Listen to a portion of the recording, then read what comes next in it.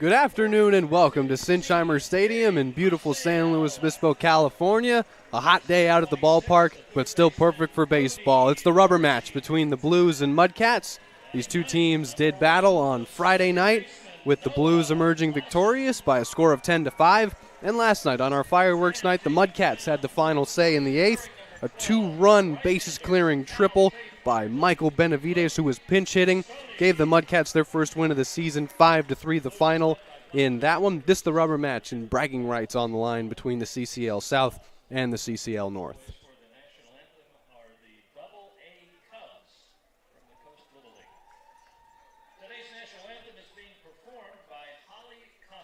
Holly Costello, nice enough to provide us with her vocal talents for this afternoon's national anthem, and I'll step aside.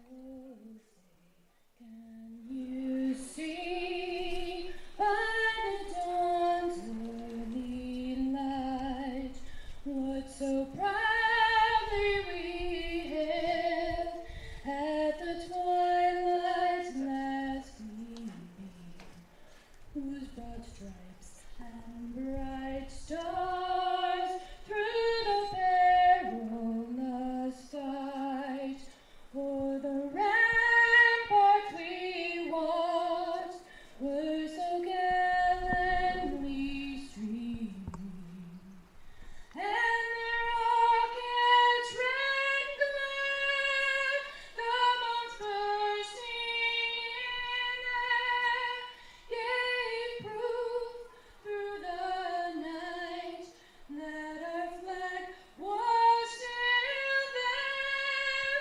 Oh, say does that star-spangled banner yet wave o'er the land of the free and the home of the brave.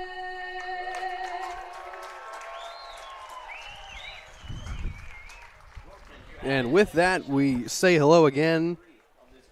And it is the Blues and Mudcats ready to do battle here on a Sunday afternoon. Mimosa Sundays, as they're now known at the ballpark. And in addition to that, one of our first theme days of the year, it's Luau Day. And as we bring you inside the press box, hi again, everybody. I'm Zach Ebrahim.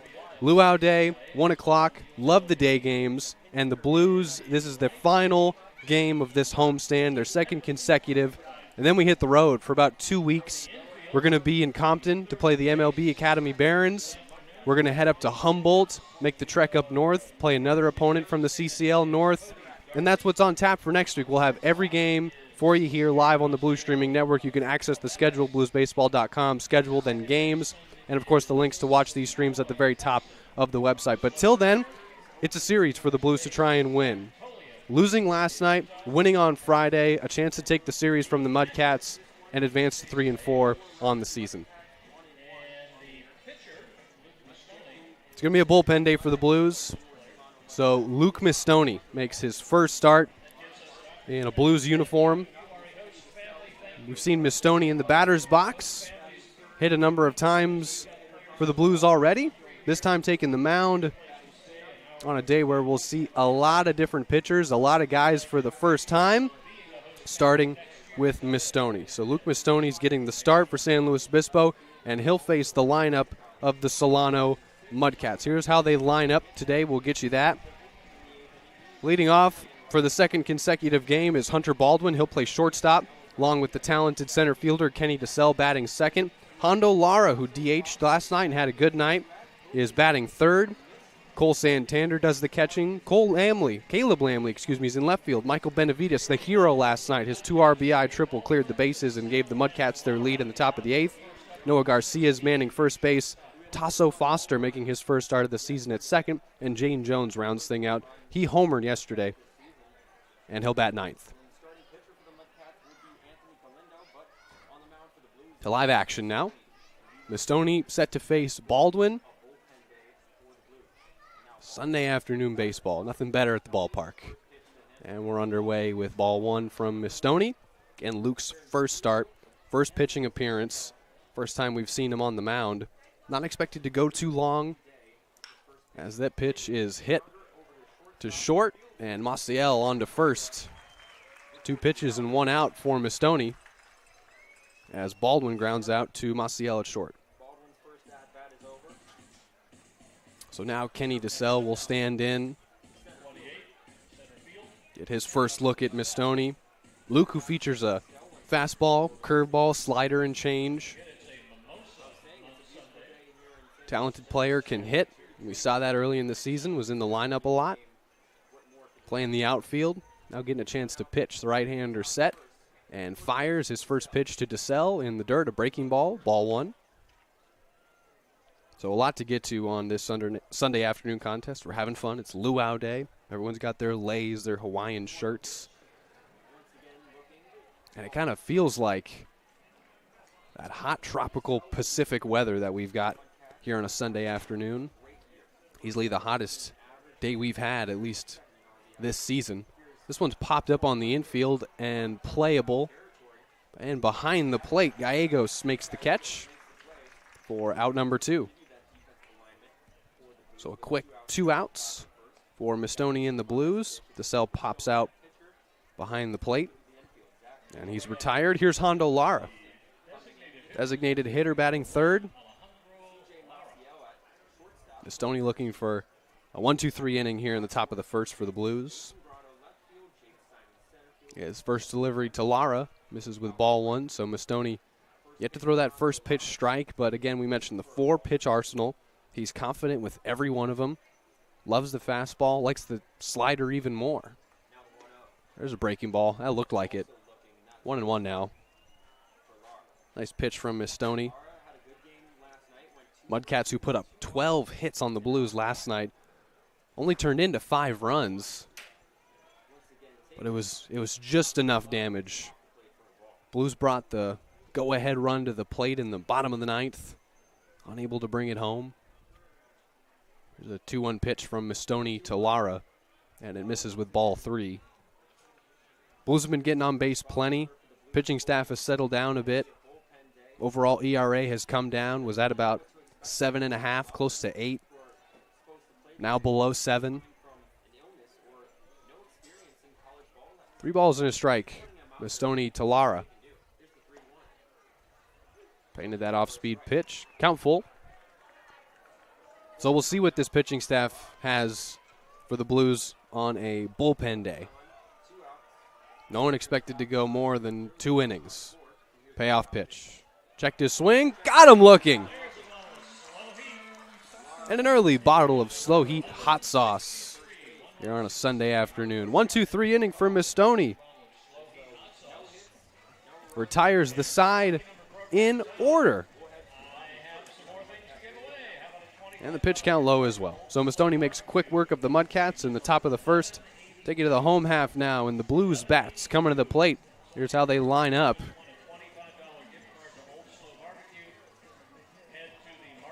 Led by Bob Miller.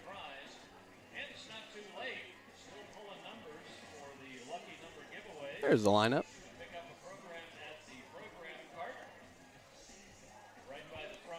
Excuse me. A few technical difficulties. Taking a short break. Be right back with you for the bottom of the first. Still scoreless here in SLO. Thanks for hanging out.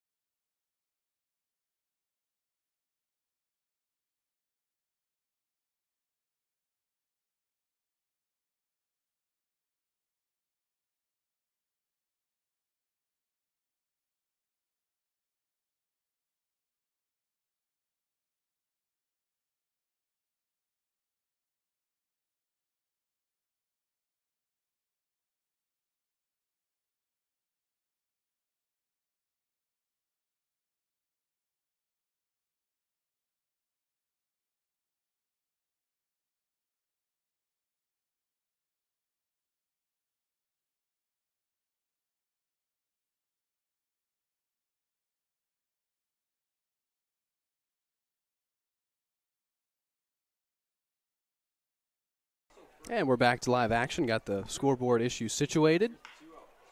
And Simons hits a line drive to third. Caught by Jones, and that's out number 1.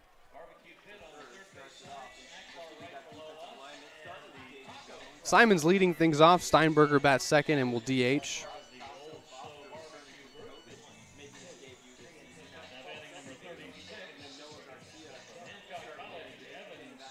We'll get you that full lineup graphic for the Blues in the bottom of the second. Not quite ready yet.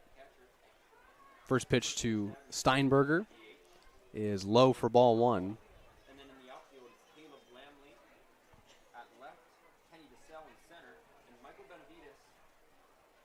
And the pitch.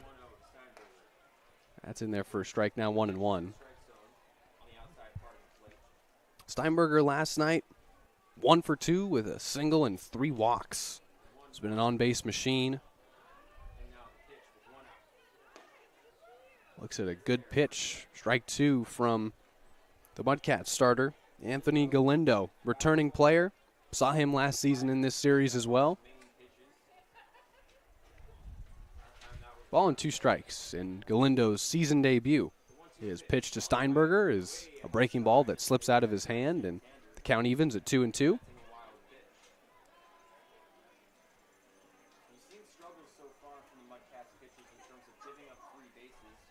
Galindo, who retired Simons on a line drive hit to third. His 2-2 pitch to Steinberger misses with ball 3 and the count full.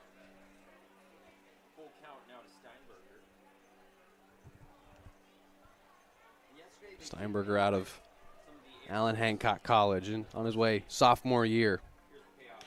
This one's grounded to first. Play made by Garcia. He'll take it to the bag unassisted for out number 2.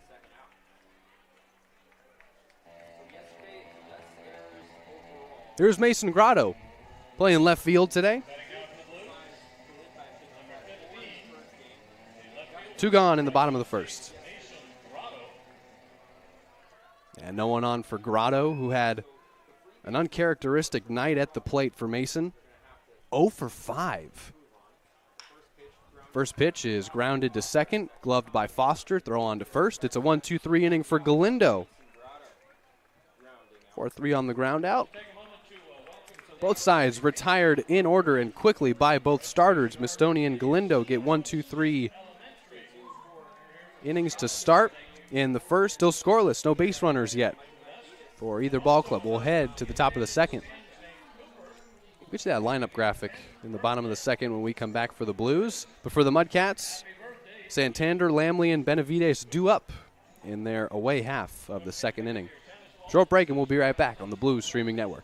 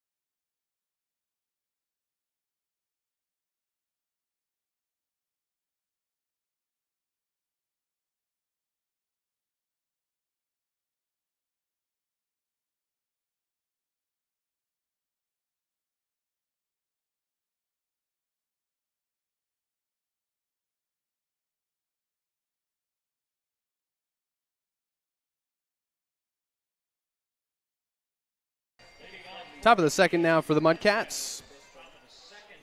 Side was retired in order by Mistoni, and he's out for a second inning of work. Again, we don't anticipate anyone to go really more than 2 on this bullpen day for the Blues pitching staff, and Mistoni misses with ball 1 to Cole Santander. Today doing the catching for the Mudcats.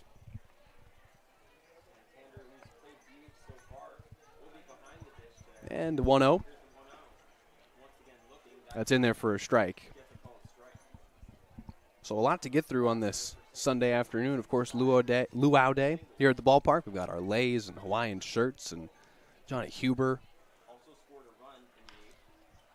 There's a hit to Maciel at short, gloved and thrown on to first for out number 1. Johnny Huber's got our Hawaiian music playing, our theme day, one of many this season that we'll have here at Sinsheimer Stadium. 6-3 on the ground out. Santander retired. Here's Caleb Lamley. 4 up, 4 down for Mistoni, and he's looked rather comfortable out there. Throwing that slider that he says is his best pitch. Plenty to get through on a Sunday. We got birthday shout-outs. We'll let you know who it is. We got a special guest joining us in the 3rd inning. Stay tuned for that. 1 out. Top of the 2nd, still scoreless, and the pitch to Lamley swung on and missed. So the Blues lost 5-3 last night. Offense still getting it done. Still averaging 7 runs a game, about 9 hits. But 10 men left on base for the Blues last night. And just unable to come through in the biggest moments as Mistoni delivers strike 2. And that's what got him. Brought the go-ahead run to the plate in the bottom of the 9th and unable to come through and deliver a tie or extra innings or a win. It's the most runners they've left on base in any game this season, only plating 3 runs.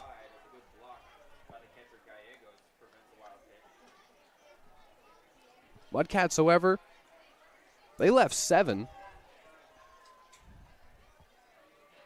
Still able to plate 5, and that was just enough. 2-2 pitch from Mistoni. This one is grounded to 3rd. And Darcy throws over to 1st, and a nice play made by Cody Darcy, manning the hot corner. That's out number 2. 5 up and 5 down for Mistoni. Here's Michael Benavides. He was the hero last night in the top of the 8th for the Mudcats. A 2-run bases clearing triple. Benavides gave the Mudcats their eventual 2-run win in a pinch hit appearance. Did not get the start, still came through and delivered the win. And what a moment that was. Just let out all the emotion as he slid into 3rd, knowing he had given his team the lead and being rewarded with a start in right field today. Mistoni looking to retire the side in order again. Mudcats were able to do so in the 1st. 2-0 pitch. That's missing with ball 3. So no one's pitch count's going to get awfully high today. Speaking with Ed Gravel before this one, Blues pitching coach, mentioning a lot of these guys he's never seen pitch in a game before, so he's eager to see what they've got. 3-0 pitch. Now it's 3-1. Stoney really likes that off speed and showing it off, painting it for strikes. Count now 3-1 on Michael Benavides, the Mudcats right fielder. Played the role of hero last night. There's ball. Ooh, or strike 2. Benavides again, thinking that was ball 4. We saw Hondo Lara in the 1st. Think he took ball 4. Instead, he took strike 3. Count full. Mistoni's worked his way all the way back into the count. And Benavides, that is indeed ball 4, and he'll head down to first base with a walk. First base runner for either ball club. Mudcats get their first man on. It's Benavides via the base on balls. Walks have been a topic of conversation for both these teams in this series. Mudcats walked 8 Blues batters in the 1st, hit 4, and lost by 5. Last night, they walked 7, hit 3 batters, and won by 2. So that just goes to show you how many opportunities the Blues had, leaving men on base. Again, we mentioned over 10 men were left on base for the Blues, had 1 hit with runners in scoring position. Tough night offensively for a club that really has had no problem hitting. Mistoni's 0-1 misses high, ball 1. So Benavides aboard with a walk. Here's Noah Garcia, first baseman for the Mudcats. 0 for 3 last night and trying to bounce back here today. This is a big day for Garcia. On the field, and then after this one is over. Die-hard Golden State Warriors fan. And, of course, Game 2 of the NBA Finals tonight at 5. this game will wrap up, and hopefully Noah will he'll be able to find his way to a television and watch his team play a key game 2. Warriors trying to even up the series at a game apiece. Would hate to fall down 0-2 to this Celtics team. So big day for Noah. Ball and 2 strikes to Garcia. Mistoni set and fires. This one's grounded foul down the right field line. Count and situation remain the same. 1-2 with a runner on first. 2 gone, top of the second.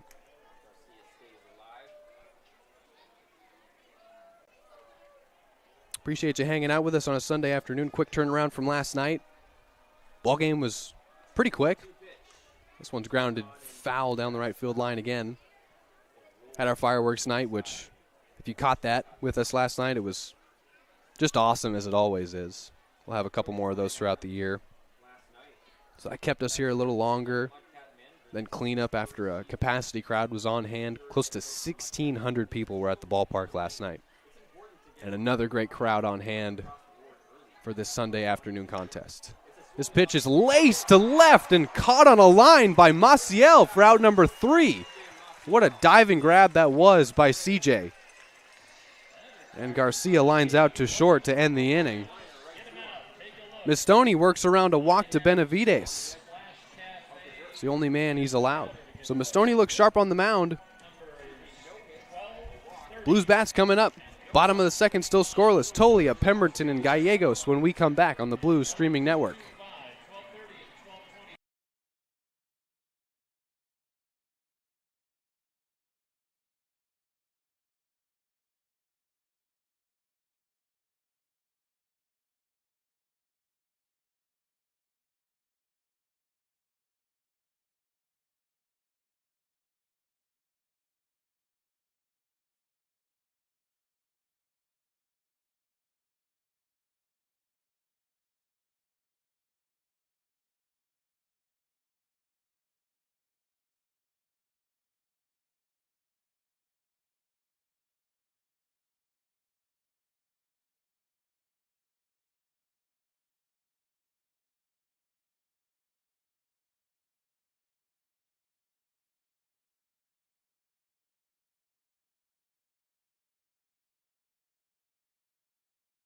Here's the Blues lineup, bottom of the second underway.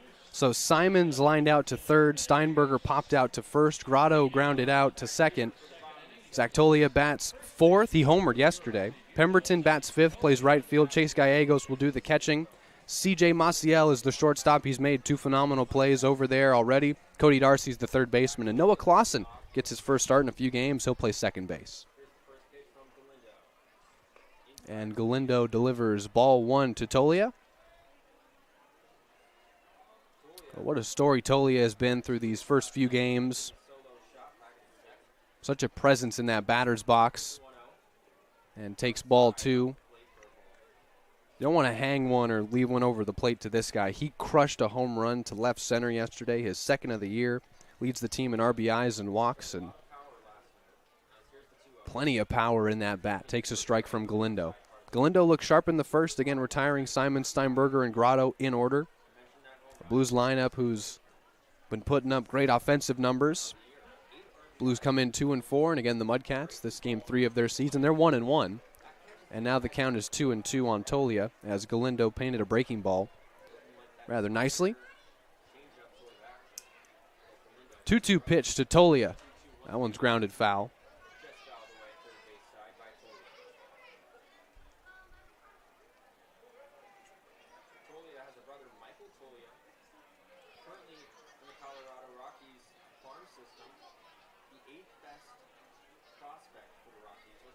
Two balls and 2 strikes, still the count to Tolia. There's ball 3 as the count has been worked full. Galindo, if he's been watching his other members of the pitching staff face Tolia, has to have an idea of what to throw him and what not. Payoff pitch coming. That one is inside, and Tolia had to bring his hands in, and he hit it foul. So we'll do it all over again.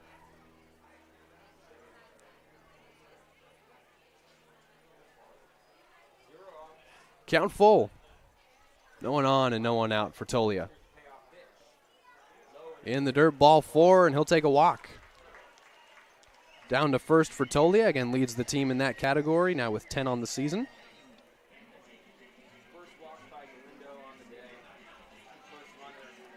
So Galindo allows a base runner for the first time. It's Tolia taking first, and here's Luke Pemberton, right fielder out of Pepperdine.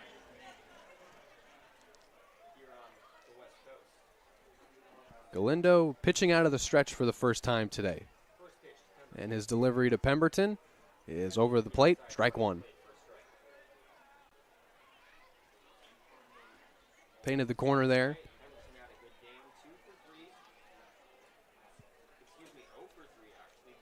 Walks a big area of concern for the Mudcats pitching staff as the count evens at 1-1. Just allowing so many men on base. Prior to this game, in 2 games for the Mudcats, they had only had 2 1-2-3 innings. So that's 2 innings out of 18 where they did not allow a runner to reach. 16 innings, they had at least allowed 1 batter to reach via walk, single, whatever. Get on base. 16 out of 18 they had allowed traffic. They got their third 1-2-3 inning, pitched by Galindo very nicely in the first. Allows a leadoff walk to Tolia. And here's a 2-1 pitch to Pemberton, who flares one out to right. It's drifting back, and it won't be caught by Benavides. Tolia will round second, head into third. He's waved home by Casey Belt, and the Blues lead for the first time in a ball game this season on an RBI triple from Luke Pemberton. And there's still nobody out. Pemberton finds his way all the way into third. And another RBI for him, his first triple of the season, and the Blues are on the board, 1-0 early.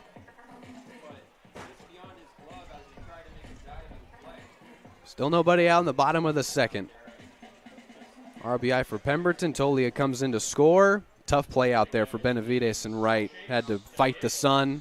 Again, he was the hero last night, but a really tough play to make on a ball that just kept drifting back and eventually found the outfield grass, rolled all the way to the right field wall, allowing Tolia to score and Pemberton to reach third, and it's 1-0 Blues. It's the first time all season the Blues have scored first.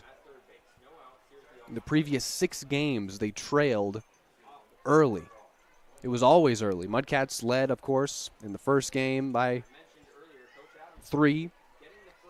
Last night, scoring early.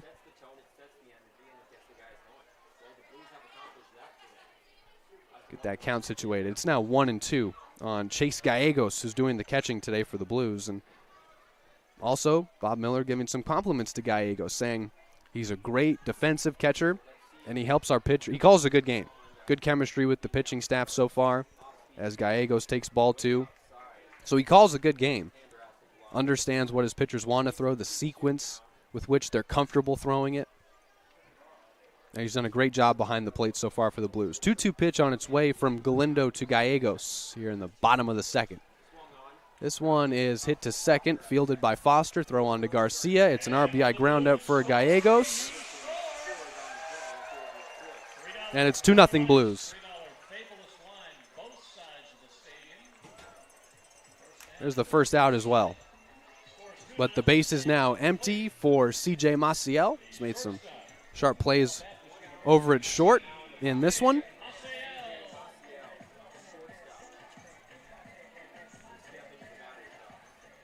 Galindo facing Maciel for the first time today.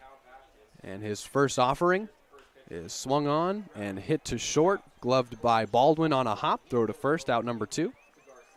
1 pitch and 1 out. For Galindo to Maciel. Here's Cody Darcy now with the bases empty and the Blues leading 2-0 early on an RBI triple from Luke Pemberton and an RBI ground out from Chase Gallegos.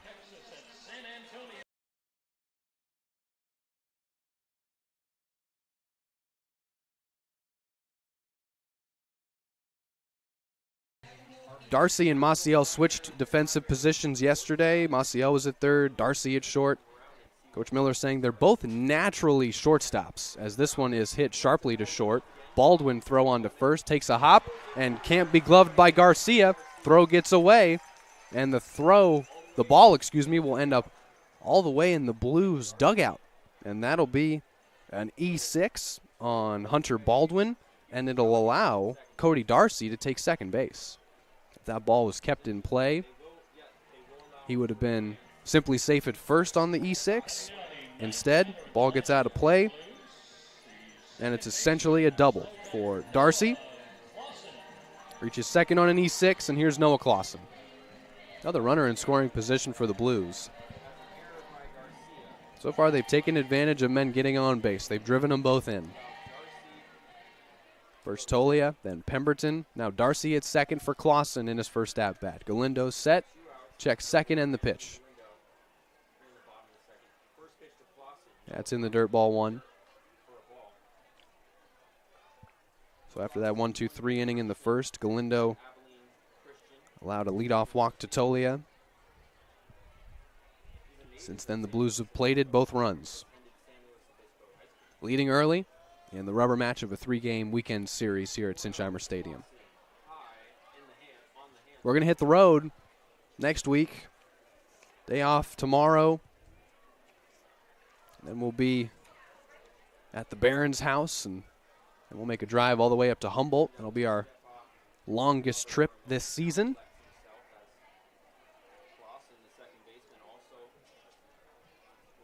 We'll have all the action for you. You won't miss a thing on the Blue Streaming Network. We'll have every pitch. Here's a 2-0 from Galindo. That's in there for a strike. Stay tuned for the third inning. We're going to have a special guest. If you weren't already planning on sticking around, this one should keep you here.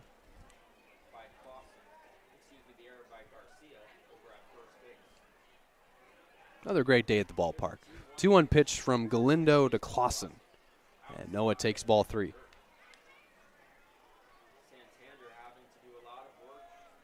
Runner on second is Darcy. He reached on an E6. Temperatures in the high 70s here in SLO with a little bit of humidity making it feel just a bit hotter. Beach chairs are out, sunscreen and ball caps. 3-1 pitch to Clausen, taken for a strike, and the count's full. I haven't seen Noah in a while, playing second base today. Hit leadoff in a couple ball games early in the season. Payoff pitch on its way from Anthony Galindo. Breaking ball misses inside, ball 4. Second walk of the inning for Galindo, and Clausen will take first base.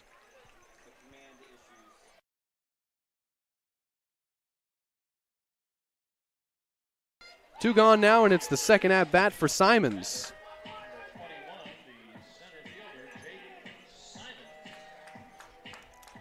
Clausen aboard with a walk. Darcy safe at second. Here's Simons, who lined out to third in his first at-bat. Hit one really hard down the third base line, and it was caught, gloved brilliantly by Jaden Jones, who's manning the hot corner today. Galindo's first offering to Simons in the at-bat is strike 1. Blues offense back to what we were seeing them do in the previous 5 games. And the Mudcats pitching staff still struggling with a bit of command. Heavy traffic here in the second for Galindo. His 0-1 pitch. Breaking ball inside, and it hits Simons. That is the 5th time that Jake Simons has been hit by a pitch this season. It's his 3rd game as a Blue. Just continues to be a disturbing trend for Noah. It's obviously no one's targeting him. It's just happens to. These breaking balls are slipping out of pitchers' hands when Simons is at the plate. That one plunked him in the shoulder. He'll take first base, and they're loaded for Evan Steinberger.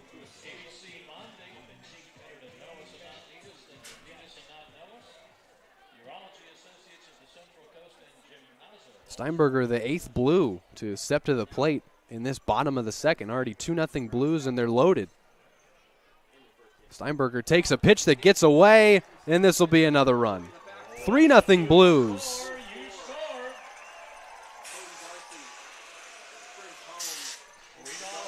Wild pitch gets through the legs of Santander. Steinberger still at the plate, count 1-0, but coming in to score is Cody Darcy. He reached on an air, he scores on a wild pitch. Clausen now at third, and Simons at second.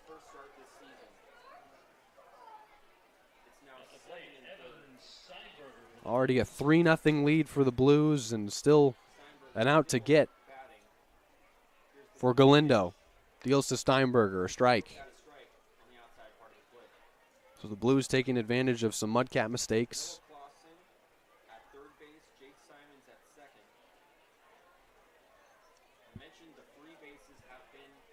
Ball and a strike to Steinberger. Takes low, ball 2. Get the count situated for you.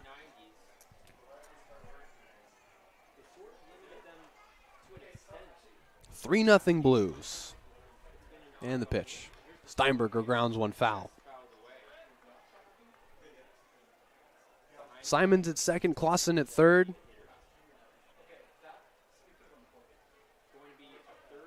2 balls and 2 strikes to count to Steinberger. Rubber match of a 3-game series between the Blues and Mudcats. The Blues swept the Mudcats here at home 3-0 in this same homestand around the same time, first week of June. Trying to take 2 of 3, and the pitch to Steinberger is grounded softly to second, fielded by Foster. Toss on to Garcia, inning over. So Steinberger grounds out to second. 8 Blues come to the plate in the bottom of the second, top of the third. Coming up, they lead 3-0. Stay tuned for our special guest joining us in the booth when we come back.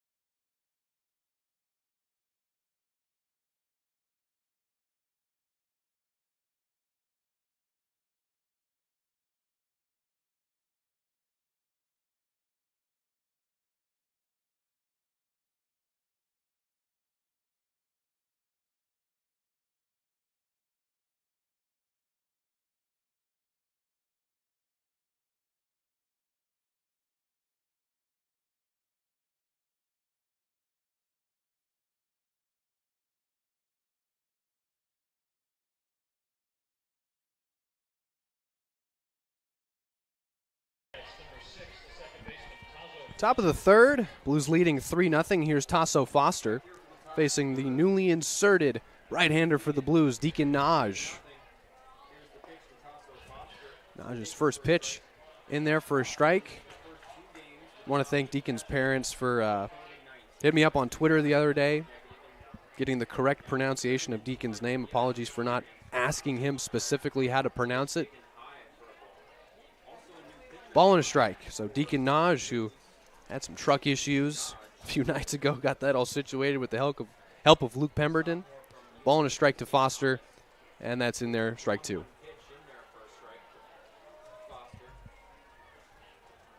Gotta tell you, these day games really bring out the beauty of the ballpark. Ball and 2 strikes. That wicked breaking pitch misses for ball 2. So Naj, his second appearance for the Blues.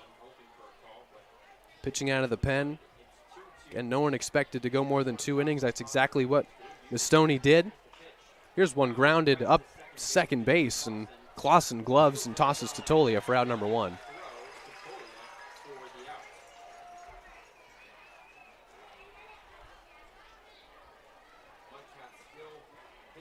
4-3 on the ground out for Foster. He's retired. And here's Jaden Jones, who had quite the day yesterday.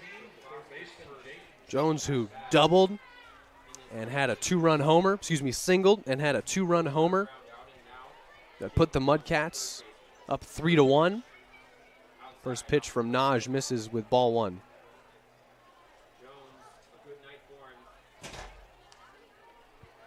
One of the pitch. Here, let's get you here, Adam. Headset's ready for you. That pitch misses with ball 2. Oh, caught around my leg there. Oh, we're all good. Welcome in our special guest, owner and GM of the Blues, Adam Stowe. Thanks so much for taking the time, Adam. Of course. Thanks for having me. 2-0 pitch from Naj in there for a strike. So, big crowd last night, close to 1,600 people on the firework night. And you had a great story for me about one of the first firework nights that you remembered. And the way I opened up that story was picture a young Adam Stowe, as this one's lined and caught by Naj for out number 2. As opposed to an old Adam Stowe, but thank you. I was just having some fun with it. There's out number 2.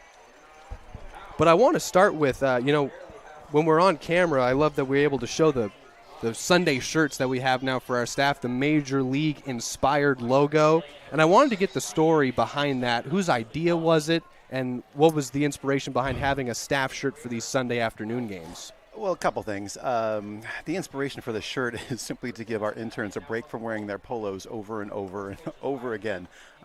Most college kids aren't necessarily that great at doing laundry consistently, so asking them to wear the same polo 31 times in 45 days can get kind of nasty. So we do theme days. We do things like Sunday polo shirts. Yeah, that's Luau Day, so we all have our lays on, our Hawaiian shirts. If I owned a Hawaiian shirt, I would be wearing it. I just do not own one. As a 2-0 pitch is delivered to Baldwin from Naj. So we've already been just having incredible numbers in terms of attendance so far this season. Was that part of the long-term goal of this season? Obviously, last year, coming off of the pandemic, a lot of adjustments to be made. Now this kind of feels like we're back to normal, at least within the confines of Sinsheimer Stadium. But what are the long-term goals, as that one's inside and hits Kenny DeSalle, so he'll take first base? Well, the long-term goal is simply to provide affordable entertainment for San Luis Obispo County residents. My first year, I think we averaged 278 people per game, and it's been slow but steady growth. And we created this atmosphere, and I hate to use a baseball slogan, but if you build it properly, they will come. They will come, absolutely. And just getting back to the design of the shirt, that's actually due to Pete over at Mosh Pit Digital, one of our sponsors. He put it together just as a joke, and I said, hey, if you're willing to work on it a little more and tweak it, I think we might make it a staff shirt and see if anybody else wants to buy one. Oh, and it looks great. My favorite thing is the mountains. The reflections in the glasses are the 2 local peaks, Bishop and Madonna Mountain. Oh, that's brilliant. It is. Very, very well done. He's a great designer. What was one of your first memories of Sinsheimer Stadium as a fan when you were coming to Blues games? As this one is grounded to third and gloved by Darcy, throw on to first, and the inning will be over, but we'll let you finish. Oh, no. Actually, probably my first memory of Sinsheimer, I must have been about 10 or 11 playing Little League, and Cal Poly's baseball was Division II at the time and played here at Sinsheimer. There weren't even these orange stadium chairs. They were just concrete steps that you sat on. Yeah. And I found out Cal Poly was hosting, and I wanted to watch baseball, so my dad dropped me off at the beginning of each morning, and I watched baseball all day, every day. And Cal Poly ended up losing the first game, but coming back through the losers bracket and winning that regional, and going on, I believe, to win the Division II National Championship with Ozzie Smith that year. That's my Ozzie first Smith, memory. wow. Yep. Very cool. The Wizard of Oz. What was it like for everything to come full circle for you? Obviously, your parents are owners of the Blue as well, but so it's in the family. But what was that first game like for you as the GM for the Blues, let's say? What was that like for you? I wish I had a great story for you on that, but it's kind of anticlimactic. Okay. I almost became GM by default. Okay. Nobody was really picking up a lot of the slack and responsibilities, and I went to the owner and said, I need to do this because nobody else is. Sure. And he said, okay. There you go. That's taking an issue. So my first games were probably really hectic and really stressful, and I probably worked way too hard with a much smaller staff. But it's worked out well. I love our staff. I love the fans. I love the teams that come to play us. We all do. It's such a great atmosphere that we provide here, and I guess you've already answered this a number of times, but I am genuinely curious. What does keep you coming back? And you may have already mentioned it, but I mean, What is it? Obviously, you live so close, but, what keeps you coming back every day? The bottom line answer is the fans. Yeah. I would say close second is staff. I take great pride in training people to go into the sports industry, whether it's in marketing or management or whatever field they're in. But last night, I'll tell you after this pitch. Turning blue, Mason Grotto takes the ball. Last night, I was fortunate enough to be down on the field with a few of our managers during the fireworks show. And after it started, I tapped them on the shoulder and said, "You want to know why we're all here?" And they looked at me with a strange look, and I turned them around and said, "Watch the fans." Mm-hmm. And every time the fireworks went off, you could see their reaction. And watching 1,500 people be excited for something that we did, I don't know, that keeps me coming back every year. 100%. Until the end of the season, and I'm ready to quit again. That's kind of, everyone's a bit tired at the end of the year as Grotto hits one to short. Baldwin, long throw over to first, gets Mason Grotto. Well, I may have mentioned it, I probably mentioned it in every single game, even leading up to this one, but it's hard for me to not reminisce about last year and the season that the Blues had. Obviously, we know how good of a job we do here with just game day operations, but on the baseball side of things, in terms of the games, what a season we had and the players and the amount of talent that was brought in by Bob Miller, and that run in the playoffs, which we had Grotto on the post-game show the other night. And, I just wanted to hear everything from his perspective. And you and I were up there in Lincoln, but I've still never really gotten the chance to talk about that playoff run and that championship game that the Blues unfortunately lost 8-7. But that run, it really seemed like it was meant to be. And I just want to hear what was going through your mind during that championship game when, if you remember, the Blues lead 3-0 in the first inning. And we're just running out of pitchers left and right. Went up short staff to Lincoln. What was it like watching that game for you? I'd seen our team go through so much that year. Losing those 9 starters for COVID for 10 days just about destroyed us. Tate Samuelson got exhausted basically because he had to start every single day. We lost some good players that burned out some pitchers. But watching them go through that run, it did seem like it was meant to be. But honestly, in that championship game, I was having so much fun. I was so happy for our players to be that far. And it was the best CCL baseball game I have ever seen, hands down. It was incredible. It was the best baseball. You can say whatever else you want about how the rest of that tournament went. But the end product, the championship game, with the 2 teams that were supposed to be there, and they played like it. Really did. There's out number 2 as Tolia strikes out looking. And the compilation of talent, we're still waiting on some players. But just seeing Grotto in the Blues jersey obviously was the first thing that I thought about last year, and how consistent he was.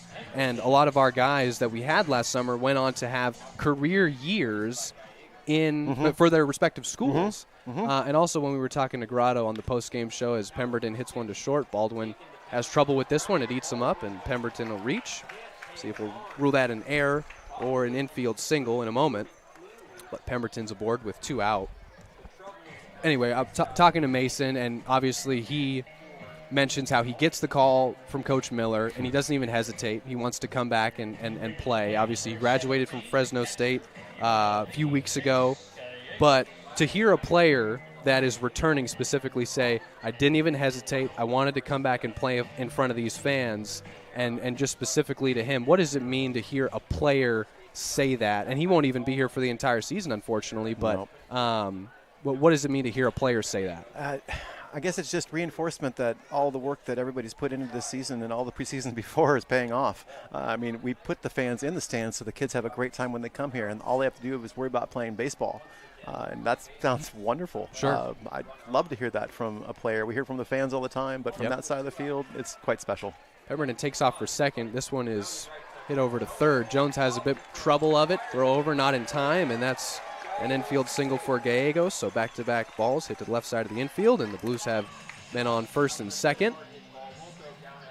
You could just see it. I mean, when we started talking about last year, he just lit up. And we have another returning player, Kevin Lyons, who actually started that championship game, had been a reliever all season, and we just shared stories back and forth. But the state playoffs are going to be here in August. What do you anticipate for that weekend, and what does it mean to have this historic venue playing host to that event? Well, in the second year of its existence. In this format. In this format, okay.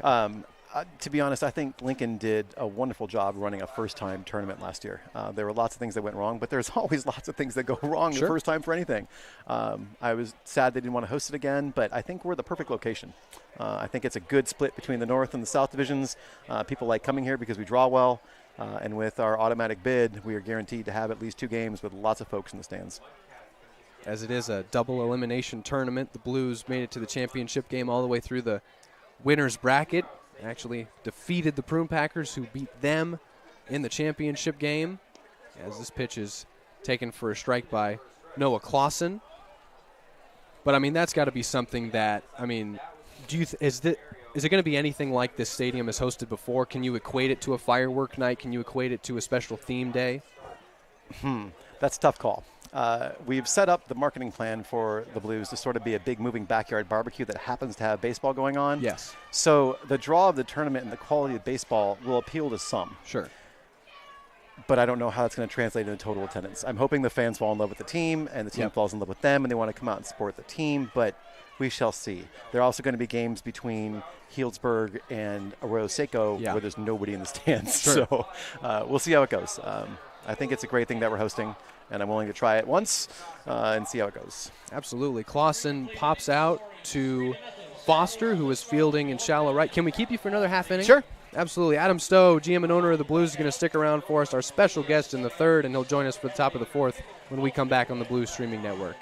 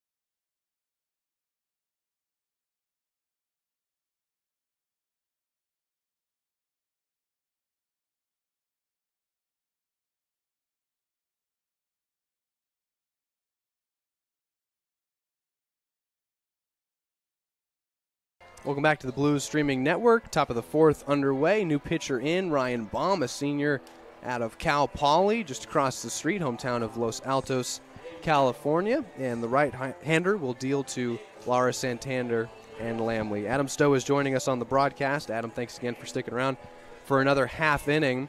And we were talking about the CCL state playoffs and how this is going to play venue to it. But for the fans that can't be here in the stands, we've obviously upgraded our stream. We did. And you and I have obviously, we talked about it over the year, but if you just want to share with the fans, what was the motivation behind it now?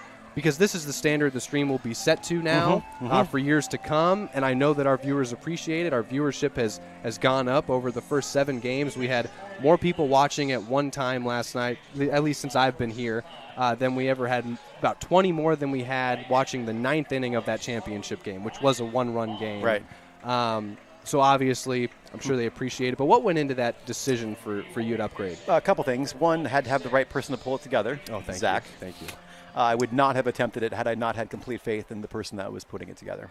So you were number one. Appreciate that. Number 2 was we've been slowly trying to improve most areas for the Blues, whether it's ticket functioning or merchandise offering. And it's been a while since we put money into the online streaming. And I thought it was about time we upgraded that. And it made sense hosting the tournament. We want the other teams to have a good feed as well when they come to play us. So it was just a culmination of things, but it was the right time and the right place. Absolutely. A lot of people appreciate it. We have a live chat going, and everyone in that first game, I can see who's pitching. We can zoom in now. It was just great to see the reaction of returning viewers. Really appreciating what we've put together on the streaming side of things. also coming into this year, we've already talked about long-term goals, but you talk about trying to upgrade every aspect of the Blues. What goes into that? I know at the end of the season, interns obviously submit feedback and let you know what they think works and what can change. What were some changes you wanted to implement to improve the experience here at the field? That's a really difficult question. We do get feedback from all the interns, and a lot of them we've heard before. They don't always understand all the issues, but they're always well-intentioned. Some can't be done for various functional reasons. Some can't be done for costs. But every once in a while, we get a suggestion that we just haven't thought of before. And I'm open to new ideas. I'm only one brain, and if I got 30 kids turning in some ideas, some of them are good. Sure. And we use 4 or 5 of them every year. And if you look around the stadium, it looks like they've been working. I can't take credit for it. I mean, I've been sort of the consistent piece here, but there's been a lot of people that have come through that have put a lot of work in, and it seems like it's paying off. Ryan Baum again making his Blues debut. Allows Santander to reach first on an infield single, and here's Caleb Lamley 0 for 1 as he grounded out to third his first time up. Anytime you need to take a call, anything, don't worry about it. Oh, no, I'll just tell them I'm otherwise disposed. How about the job Nico Calancini's done, filling in for Dana Applegarth, who I always have to give a shout-out to because she's the reason I'm sitting in this chair. But big shoes to fill for Nico. Yep. Dana was a great part of the Blues. I miss her. First. Yes, we lot. all do. Yep. I was surprised when she departed mid-season, so to speak. But Nico, out of nowhere, stepped up and has decided that he's going to prove to me he can do a good job. He is young and energetic and is on top of almost everything. Yes. I wish he would delegate a little more and give himself a break. Yeah. But he's learning. He's learning fast. You know, it took me a little while to adjust to Nico, who obviously had been with the Blues for a year prior last year, and so he could help me out with any questions that I have. But now in his role as an authority figure, the supervisor of the interns, it took me a while to kind of get used to that. I was like, is Nico telling me what to do? Mm-hmm. But, no, I think he's done a terrific job. Me too. I don't think I could have asked for much better as a fill-in 3 months before the season started. Sure. I don't think anybody else could have picked it up that fast and stepped into those shoes. And credit to Dana as well. I mean, she left things in good shape. She left detailed notes and explanation. I mean, like an 11-page document for Nico explaining everything. But he's done so well. In fact, he's coming back next year. There you go. Yep. How about it? 0-1 pitch from Baum to Lamley. Runner at second is Santander. He reached on an infield single. We're in the top of the fourth. We're talking with Adam Stowe. And so, Adam, if an intern were to spend a summer with the Blues and then speak with you years later, and let's say they have a career going, what would it mean to you to say and have an intern point out, a former intern, my time with the Blues is when I learned the most about the industry I wanted to get into and possibly now into as that pitch is fouled off? To have an intern come back to you, and maybe you've had it before, when they begin their professional career and they pinpoint to working for you that summer at this ballpark, what does that mean when you hear that? It means I'm doing my job. Yeah. That's it. Yeah. And that's special. Don't get me wrong. I don't take that for granted. I've had many interns. Sure. And not they don't necessarily give us all the credit. We don't deserve all the credit. There's many steps along the way, and all the credit belongs with them. But many of them have said this was the great first step. And from here, I learned so much. I went on to do X, Y, Z. And it's a pleasure. I love it when they come back. And I'm amazed every year with how many do come back and share their stories. What was that first year like when you actually started to implement, let's say, 10 interns? Terrible. Really? Probably just a bit chaotic, right? Well, it was. And I didn't have an assistant GM, so it was just me trying to run everything. I mean, I had the idea of what I wanted to do, but how to actually do it took me 5 or 6 years to sort of figure out. Sure. And I feel like, honestly, we're just getting there. This is what I envisioned. You think so? Yep. Okay. Hey, we're still 6 figures in debt. Okay. We're just getting there. Okay. But this is kind of what I pictured 10 years ago. And I think we can do better. But I'm very happy with where we're at right now. Ball and 2 strikes. What was that? When was that first year with let's say, double-digit interns? 2011, maybe. 2011, okay. Strikeout for Baum. His first is a blue. Sets down Lamley. Second out here in the top of the fourth. Talking with Adam Stowe about the Blues season. Now, we talked about how, if the Blues went on to win that championship, cool, that would have been fun. It would have been good for the organization, good for some fans tuning in. I just think it's so cool that now they have a chance to do so in their home venue, and with an automatic bid, they'll be there and the fans will be out in full effect. Well, I'm not sure. Like I said, we try to make this a fun event Sure. with baseball. And I'm not sure, honestly, how many fans even realize we went on to the playoffs next year. The season sort of ends and they stop coming to games. Yeah. And that's it. I think this will be a good way to let them know how competitive our league really is and let them know that there is a postseason. Yes. And if they show their support, I'd be all up for hosting it again. But I think it's just a good educational tool and will be great for the league. Absolutely. 0-1 pitch on its way to Benavides. He was the hero last night with his 2 RBI triple in the 8th inning. Swung on and missed, and that's strike 2. Yeah, if I could take one swing back from last night, that would be the one. That would have been it. Yep. His pinch hit appearance gave the Mudcats their 5-3 lead. So how long before this is all Quincy's? I'm not sure she's going to want it. I think she sees how many hours I put in, how much time it takes, and I'm not sure she wants to work that hard. But if she were to, I'd want her to go on and get her education and explore opportunities first and see where life takes her. And if it takes her back here, wonderful, but I certainly don't want to pigeonhole her. Half serious question, just having some fun there. Just so cool that she is involved at a young age and watching, knows more about what goes on here than obviously the interns, even when they're training. She could probably provide some training. She does. She trains the ticket interns every single year. She does. Okay. Wow. And she's how old? 12. How about it? Ball and 2 strikes. And the pitch swung on and missed. Strike 3. That'll do it for the Mudcats in the top of the 4th. They strand a runner at 3rd, and the Blues still lead 3-0. Adam, thanks so much for taking the time. We just love to have you on and get your insight about what you're seeing, how you're feeling about the season, and a chance to reminisce as well, and I appreciate you coming on. Of course. Anytime, Zach. You got Just it. ask and I'll be here. Always. Thanks for all you're doing. We really appreciate it. You got it, Adam. Anytime. Adam Stowe joining us, and we're going to take a short break and be back with you for the bottom of the 4th on the Blues Streaming Network.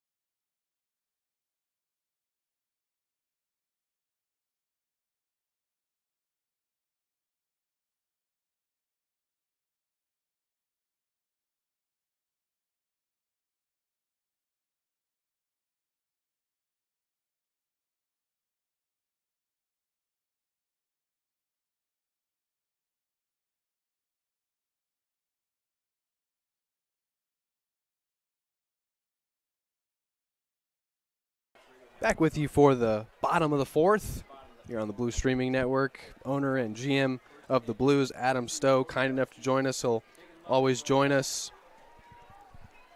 a couple times throughout the season. Love getting Adam's perspective, especially on that championship game that we were just lucky enough to witness up in Lincoln, California. You're hearing me talk about it ad nauseum, but it really just the storylines going in, everything that transpired, the position that the Blues were in, being short players and coming through in miraculous ways and making their way all the way to the championship game. And I was obviously in the stands calling that one and regularly go back to watch a few innings just to hear the excitement in the stands. Prune Packers were the home team in that game. And, of course, won essentially the home team as we were playing up north, close to Healdsburg. But Adam, of course, was in the stands. And what a game it was. So, obviously, a great chance to reminisce. And seeing Mason Grotto black in a Blues jersey is just terrific as well. Swung on and missed by Cody Darcy. And that is out number 1 for the Blues in the bottom of the 4th.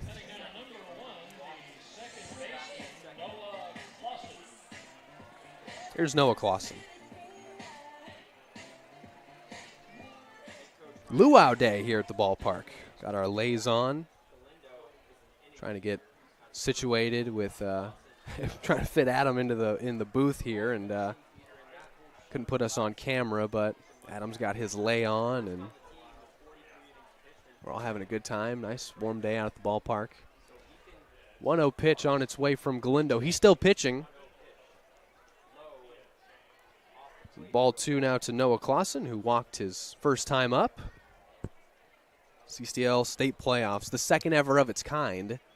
In terms of the double elimination playoff format, the Blues will have an automatic bid play here. Sinsheimer Stadium will have every game of it for you. Just love getting Adam's insight on decisions that go into any changes, improvements within the organization. He's able to give us the backstories to that. And love to give Adam a chance to reminisce as he's been with the Blues essentially his entire life. Fills in his GM, part owner along with his mom and dad, and a special family connection with the Blues and the Stowe family. Thank you to Adam for joining us. 3 balls and a strike is the count, I believe. Or no, the count's full. Still trying to catch up here. Payoff pitch on its way from Galindo. 1 gone, bottom 4 in the pitch. Line straight to Jones again, and he caught it over at third. So a line out to third by Clausen is out number 2. And back to the top of the lineup in Jake Simons.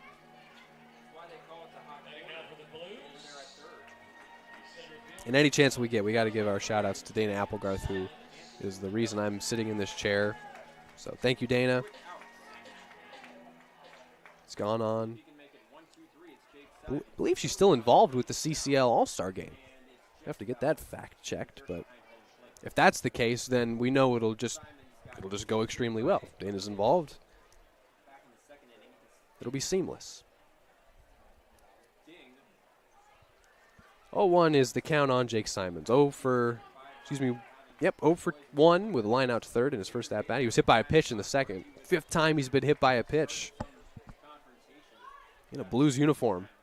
0-1. Simons takes the ball.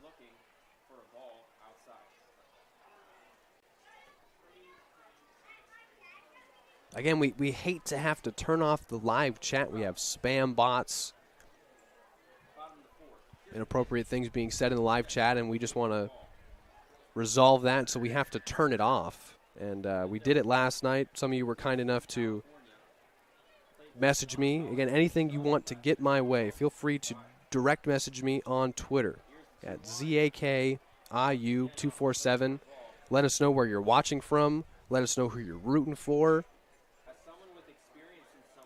Love to hear it, especially where you're watching from. Always surprised to hear how far we're reaching. City, state, country. Let us know. We would love to know. 3 balls and a strike. There's ball 4 to Simons, and he'll take first base on a walk.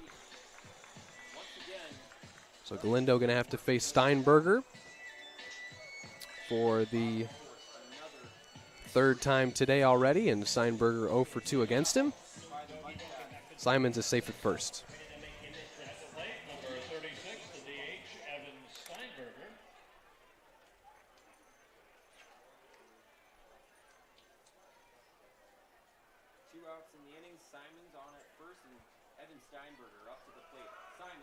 Simons takes off for second, and he's safe with another stolen base. So much speed out of the batter's box, over at first base. Simons has another stolen base after walking to first.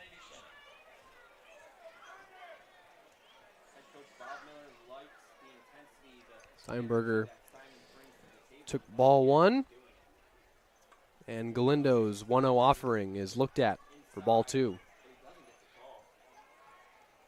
The one thing we did not get the chance to ask Adam about is last year we were talking to him, and he mentioned that if he were to model the Blues after any Major League franchise, it would be the Cubs. Now, why is that, you say? Think about where the Cubs play. A historic venue, Wrigley Field, and the Cubs were the first team in Major League Baseball to feature day games, to feature day baseball. A 1 o'clock first pitch as Simons is taken out for third, and he stole third base. He's 90 feet away from scoring. And it was ball 4 to Steinberger, so he takes first. So much speed for Simons, and now Steinberger's aboard. They've got him cornered with 2 outs for Mason Grotto. Back-to-back walks, and for Simons, it's his 4th stolen base in 2 games. He almost has as many stolen bases as hit by pitches. Just needs 1 more. Here's Grotto, who's 0 for 2. Galindo set, facing Grotto for the 3rd time today. Grotto takes a strike. Grotto, the recent college grad. Congrats to Mason. Had him on the postgame show a few nights ago after a nonchalant 2 RBI effort. Uncharacteristically 0 for 5 last night. 0 for 2 tonight. 0 for his last 7. Some quick math. There's a ball and a strike now, the count to Grotto.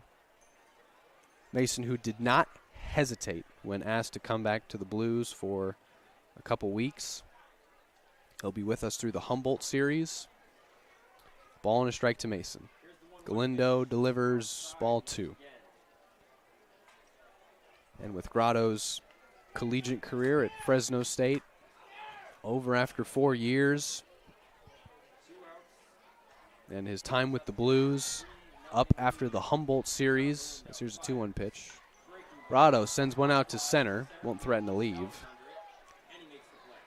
And that's caught by DeSalle. Side retired. Runner stranded on 1st and 3rd for the Blues. Still leading 3-0 after 4. And we're going to head into the top of the 5th.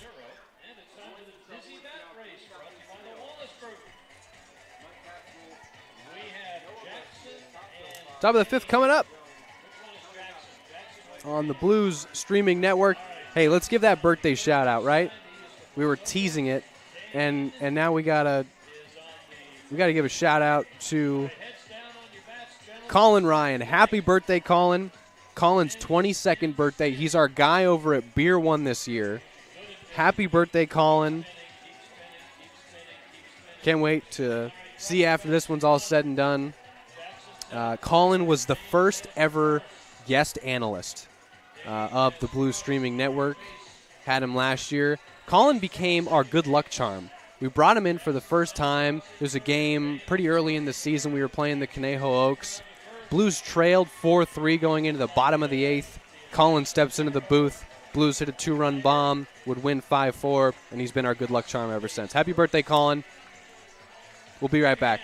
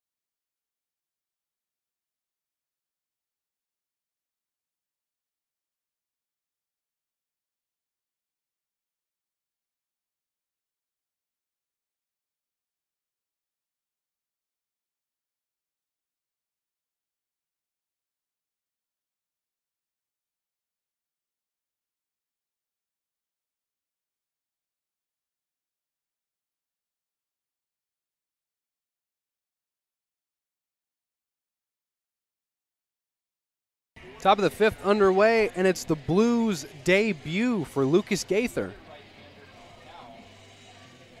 Out of Cal Berkeley.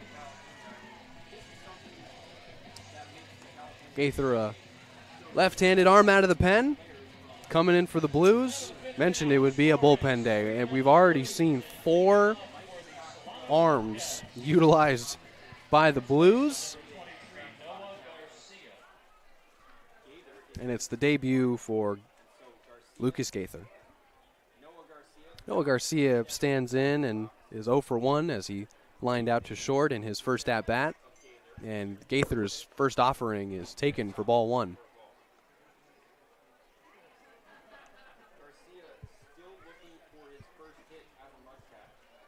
Gaither featuring a fastball, slider, and change. 1-0 pitch on its way. Fouled off, and it's 1-1. Fastball tops out about 93. You can get behind it. Working on improving the command of his secondary stuff. Ball and a pitch. Ball and a strike. Here's the pitch. It's grounded to short and gloved by Maciel. Throw across to first, and that's out number 1. So Gaither retires the first batter he sees. It's Noah Garcia, who's now 0 for 2. Here's Tasso Foster, second baseman for the Mudcats. Gaither coming off of Tommy John surgery. And, you know, some of these guys, there are some pro pitchers that after Tommy John could throw faster. The velocity actually went up after that surgery in their throwing elbow, which you just have to think, I mean, anytime you hear it, you just don't understand it. Why in the world would you be able to throw faster after repairing something in your elbow? Well, Gaither not quite there yet, but working on getting that velocity back, and it's starting to feel like himself again. 2-0 count to Tasso Foster. Grounded out to second his first time up. 3-0 ball game in the top of the fifth. Blues with a slight cushion. Gaither out of the pen in his debut. 2-0 pitch. That looked good. Taken, though. Ball 3.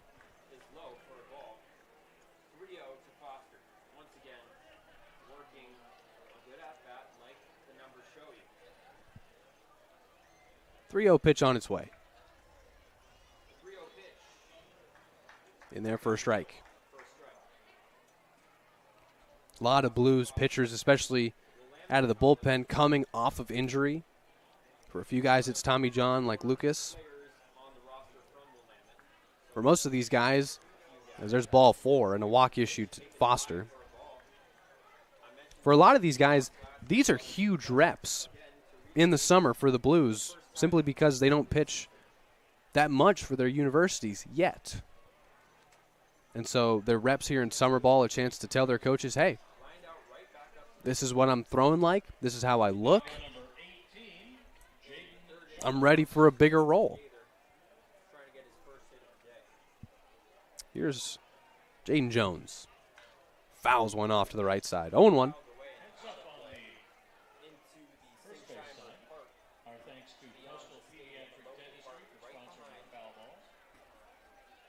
The Mudcats have 1 hit.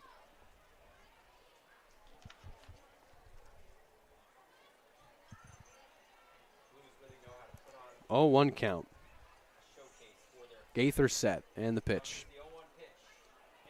In the dirt, ball 1.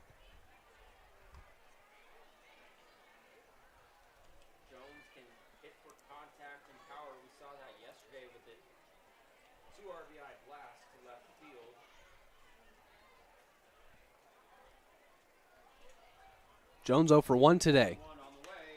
Hits one through the right side, base hit, and a single for Jones. And the Mudcats have runners on first and second with 1 out in the top of the fifth, and the tying run at the plate is Hunter Baldwin. Second hit for the Mudcats in this game, and the third chance for Baldwin today.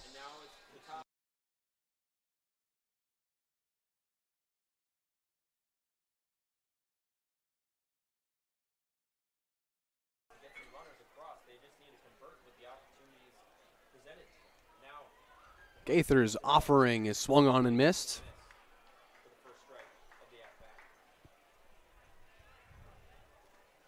Mudcats sporting some white and gray camo jerseys. Really unique. Blues in their navy home alternates. 0-1 pitch from Gaither. Left-hander. Delivers high, ball one. Looked like the heater.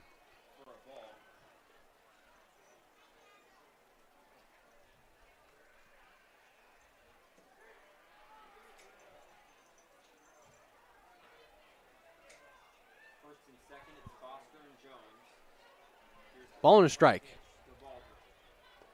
There's ball two. Looked like the off-speed stuff from Gaither. Out of Cal Berkeley. Says he just loves the school. I got friends that go there. They love it. Out of Roseville, California. 2-1.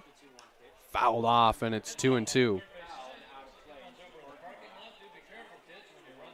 There's a free foul ball. We're going to give a shout out to our free foul ball sponsor. All free foul balls today are sponsored by Coastal Pediatric Dentistry.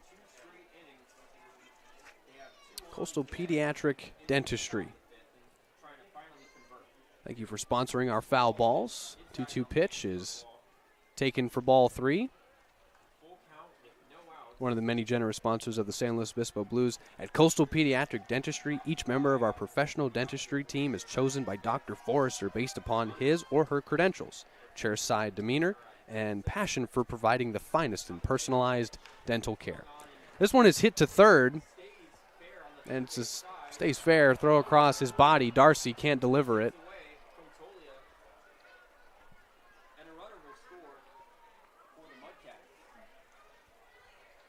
Run in for Solano, I believe.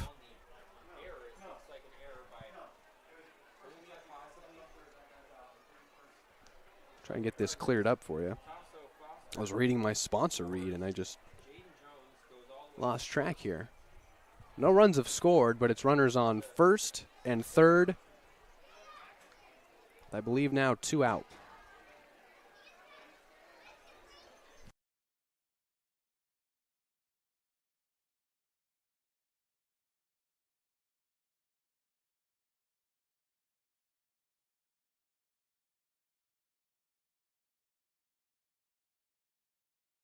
We're going to go with there's 2 outs.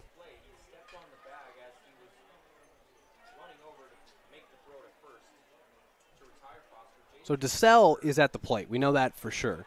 And Gaither is delivering a 1-0 pitch. That's lined into center. Base hit. Drops in front of Simons. Now the Mudcats have scored.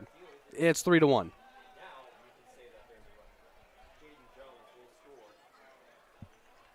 (3-1) now.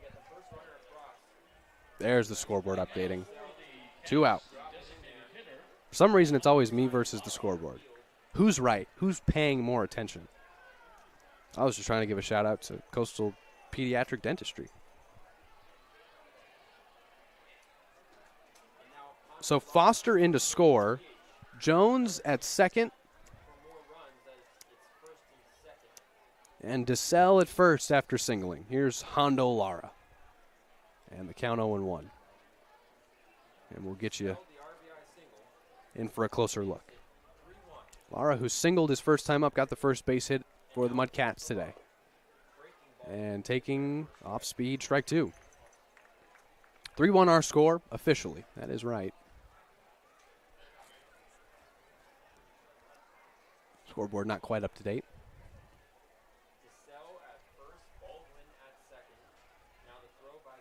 And the 0-1. Swung on and hit softly over to first, gloved by Tolia. Gaither covers first, and that's the 3rd out.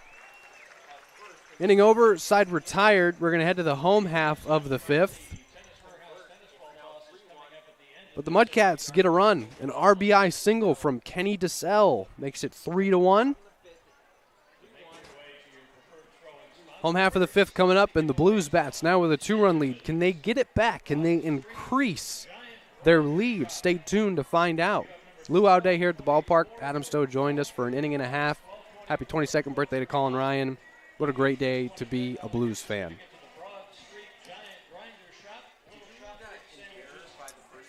And we are going to be right back. Bottom of the fifth coming up on the Blues Streaming Network.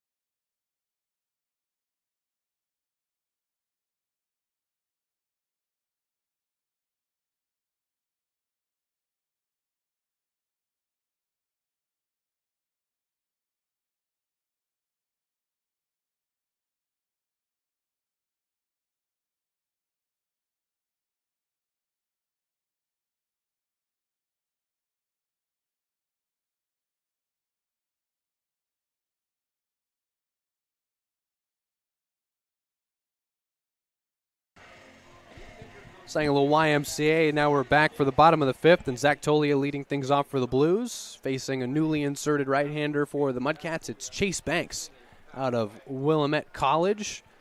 0-1 is the count. Chase Banks, a sophomore righty from Willamette, hometown of Visalia, California. 0-1 count, and the pitch to Tolia from Banks is hit too short. Tough play, gloved by Baldwin. Throw over to first, not in time. And it's an infield single for Zach Tolia. He's aboard for the second time.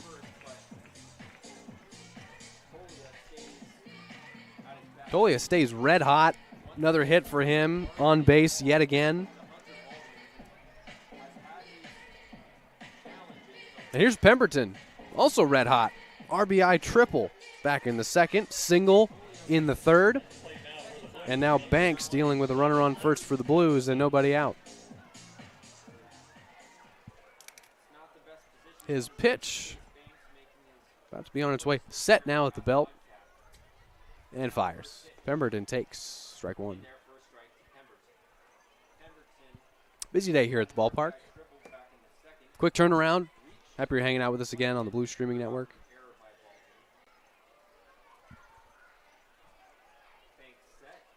0-1.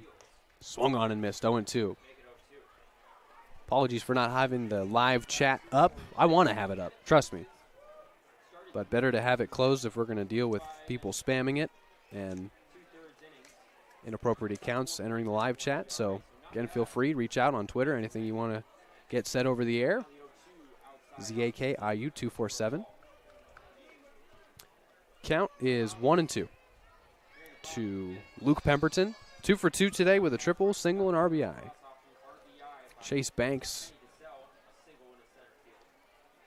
hometown of Visalia. There's ball 2. Count even.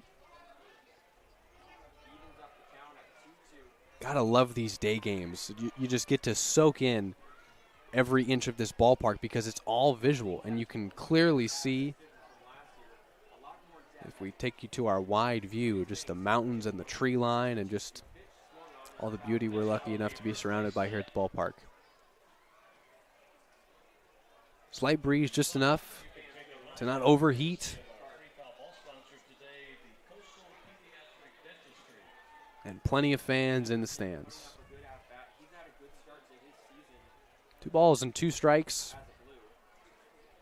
The count to Pemberton. Tolia reached on an infield single that he hit to the left side.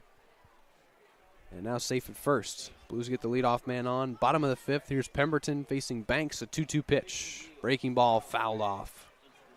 Count remains the same.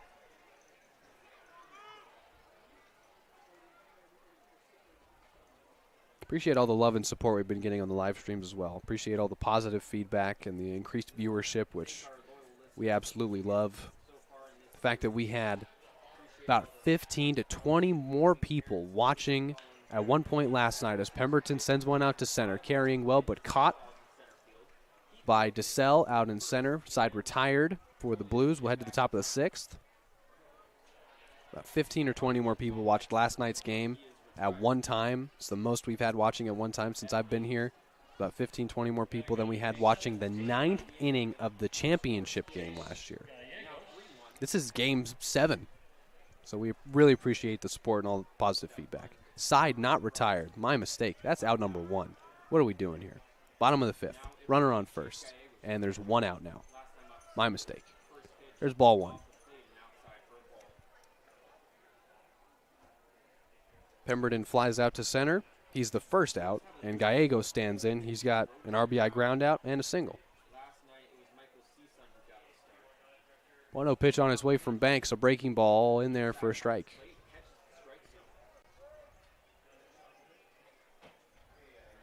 Still the bottom of the 5th.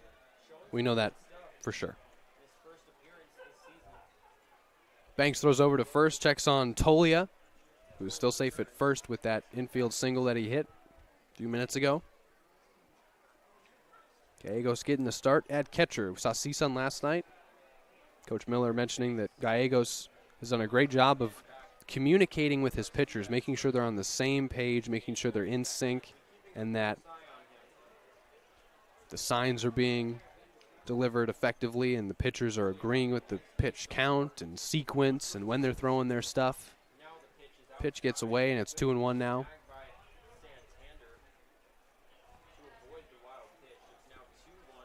Just surpassing an hour and a half of game time in a quick moving one. 3-1 our score. Mudcats plated that run in the top of the 5th. Blues trying to get it back here in the home half. Gallegos awaits a 2-1 pitch. Swung through, foul tipped into the glove. 2 balls and 2 strikes now.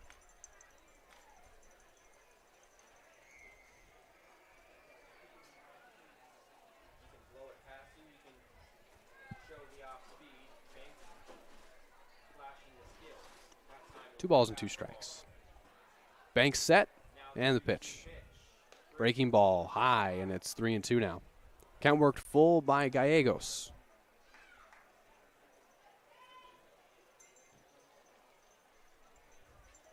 Count 3-2 with 1 out in the bottom of the 5th.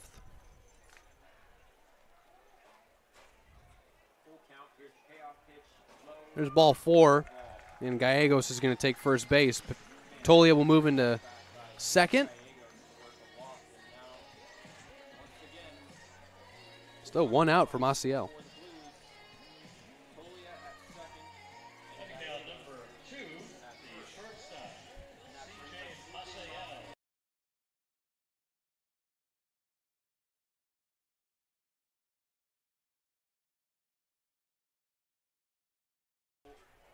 Maciel grounded out to short in his first at-bat. That came in the 2nd inning. Banks' first pitch to Maciel, out into right center, drifting and dropping for a base hit. Maciel aboard with a single, and a run will score. The Blues get it back, and it's 4-1.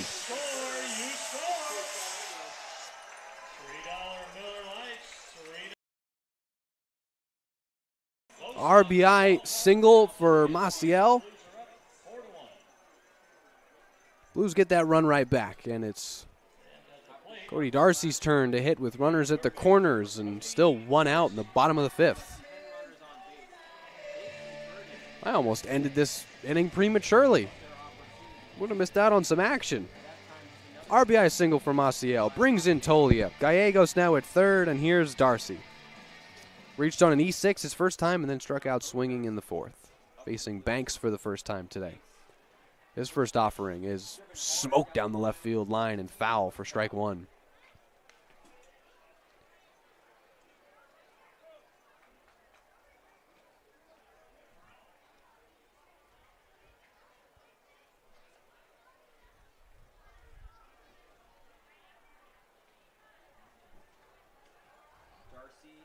Count 0-1.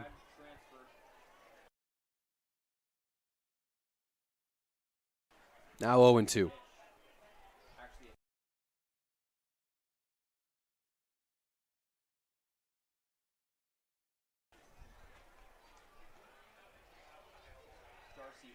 Laid back Sunday here at the ballpark. Blues trying to get back in the win column. Fell 5-3 last night before our fireworks night, first of many.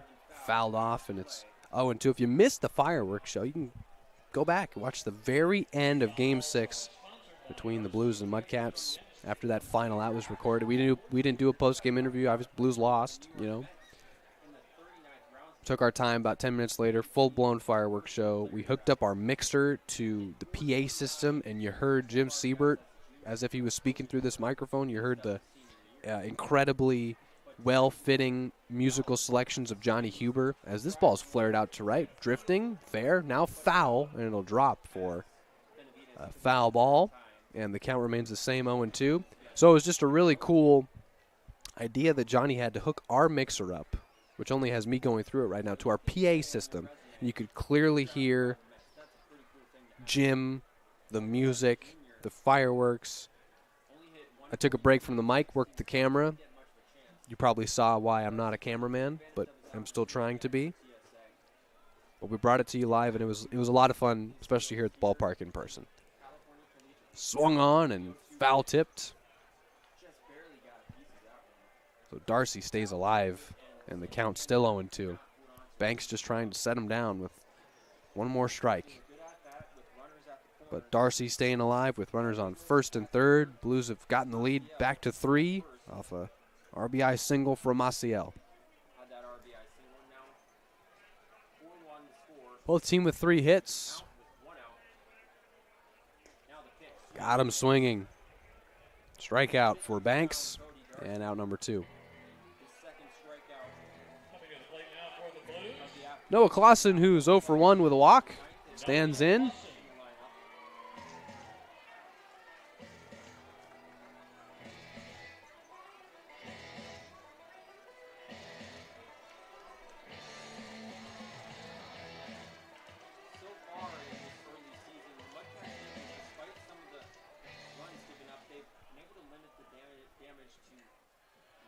Banks first pitch to Clausen as runners take off for second.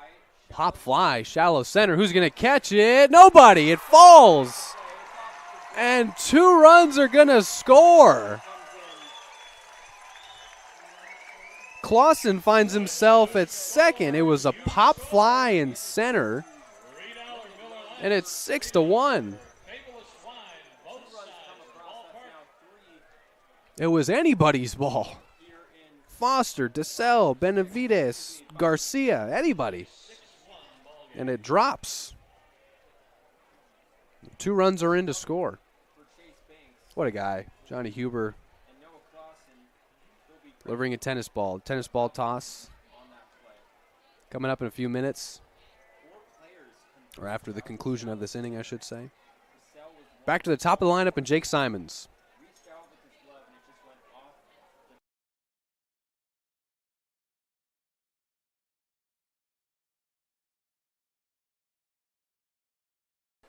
This pitch is grounded almost through the left side, and it's fielded, and Baldwin tried to tag Clausen going from second to third.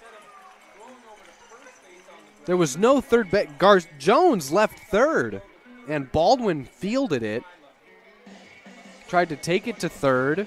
Clausen's safe there. Tag not applied in time, and reaching first base on an infield single is Jake Simons. The inning will continue. We're ruling that an RBI double for Noah Clausen. Can't really say, even if it was an error, who's it on? There were 4 guys that had a chance at it. Drops in. 2 RBI double for Noah Clausen on a pop fly to center. Infield single for Simons. They've got him cornered, and there's 2 out still.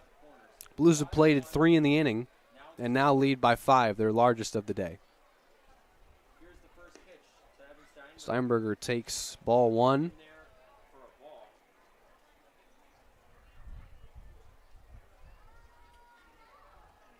Tennis ball toss coming up. I'm number 37. Will I win season tickets I don't need? Stay tuned. Pitch is fouled back, and it's 1-1. Of course, if I did win, I would just say, give it to the next closest guy. There's just no need for this.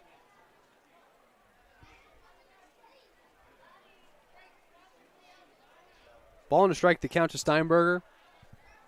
Still 2 out in the bottom of the 5th. Steinberger 0 for 2 with a walk. It's been an on-base machine. Take strike 2. Still Chase Banks out there. 3 runs have scored in the inning off of him. RBI single from Maciel. Scored Tolia. And Noah Clausen brought in Gallegos and Maciel with a 2 RBI double. Runner takes off for second. Simons has another stolen base. His 3rd in the past 2 games. And now he's in scoring position. And the count evened at 2-2 on that pitch taken by Steinberger.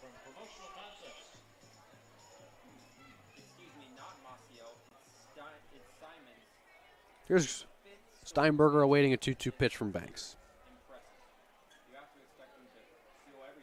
Steinberger pops one up, drifting into the stands, and it's a souvenir.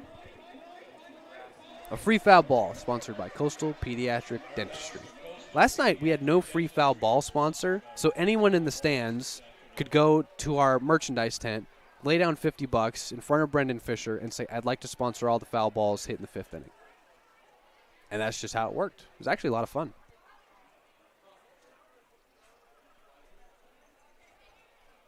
Two balls, 2 strikes, runners on second and third for the Blues. They've plated 3 in the inning and lead by 5.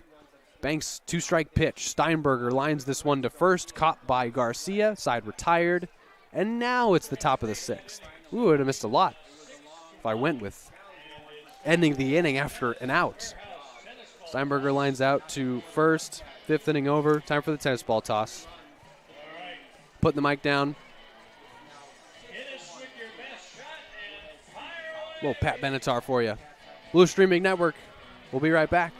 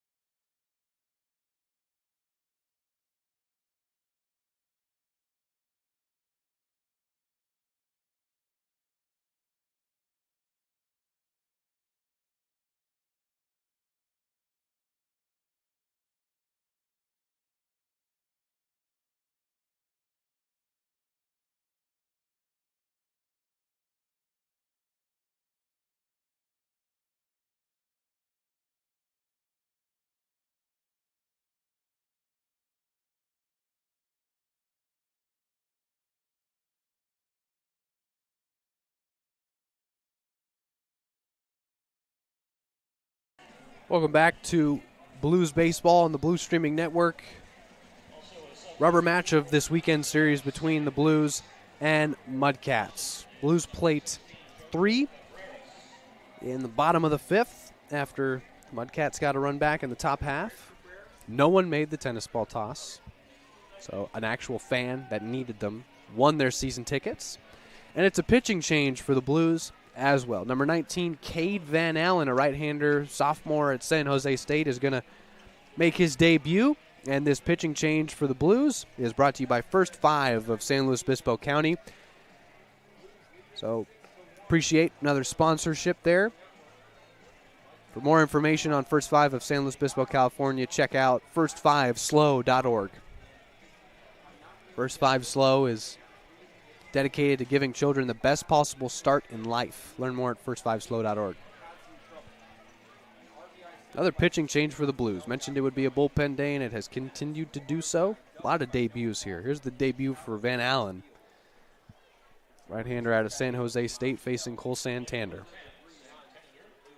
And our camera has been knocked around. Have to go get that sorted out. 0-1 pitch. Bear with us. Who can we send to work on the camera? Let's see. I have to think. 0-1 pitch from Van Allen. This one's grounded foul now, 0-2. Who would do this? Who would mess with our camera? I put do not touch on the tripod with a smiley face. You know, just no need to touch it. We're live. We're on the air. 0-2 pitch. It just looks so funny now. Santander's 0-2. Excuse me, Van Allen. Fouled straight back. Still 0-2. I'll find a way to get over there.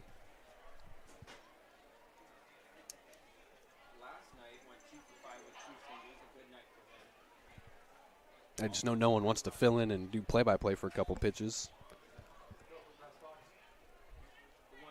Van Allen, this one is swung up and swung on and hit back up the middle. Base hit for Santander. He's aboard with a single.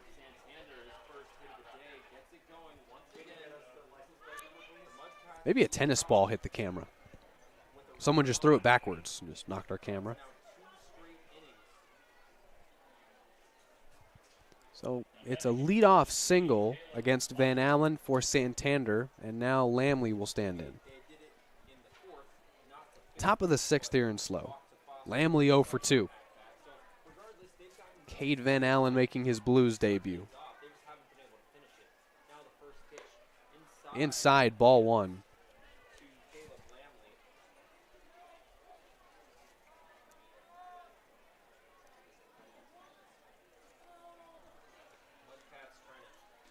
Ball and no strikes.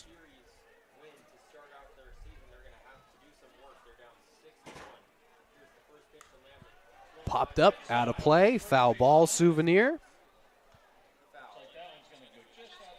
Cade Van Allen, a sophomore at San Jose State, out of Atascadero High School, stands 6'8", 215. My goodness. What a presence on the mound. 6'8", coming at you with heat and nasty breaking stuff. Lamley in a 1-1 count, facing the talented and tall Van Allen. There's ball 2.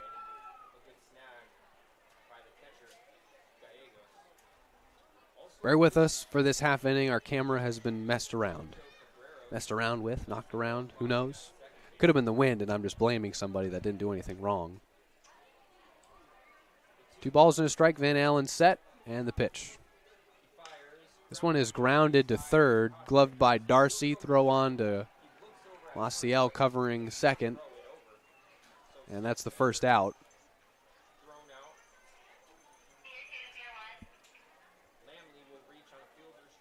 So they get the out at second, and Lamley reaches on a fielder's choice. 1 gone for Benavides.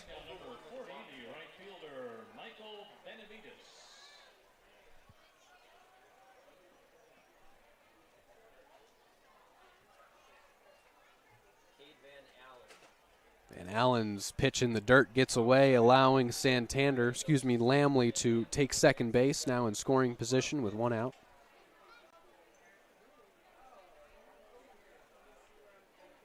And that was ball 1.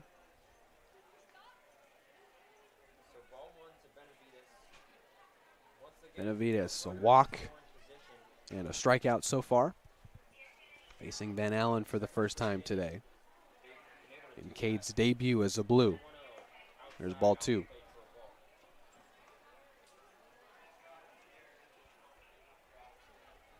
have left 5 runners on base stranded. Just haven't been able to make the big hit like they were able to. 2-0 count. High ball 3. And a mound visit. This might be my opportunity. I'll be right back. I'm fixing the second camera.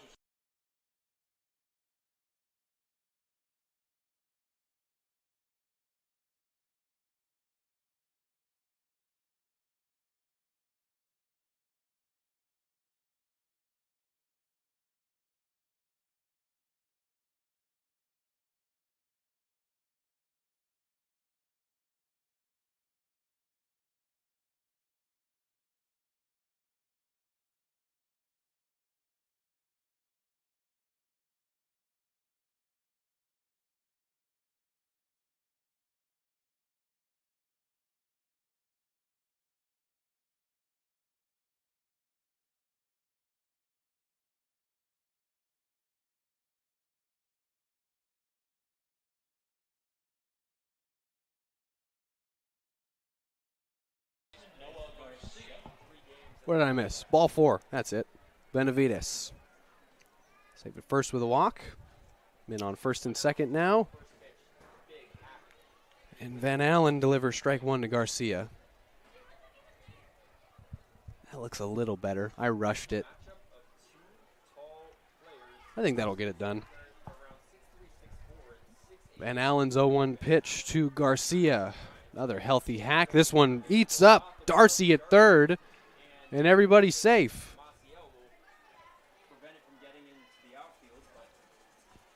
So an infield single has the bases loaded for Tasso Foster.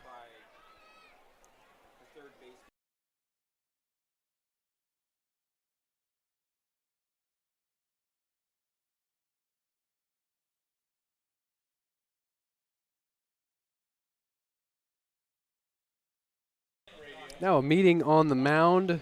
Pitching coach Ed Gravel out there to speak with Cade Van Allen as he gets ready to face Tasso Foster with the bases loaded and 1 out and his team up 5.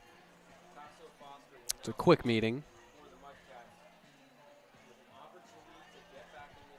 And what an at-bat this is for Tasso Foster and a chance for him to inch the Mudcats that much closer.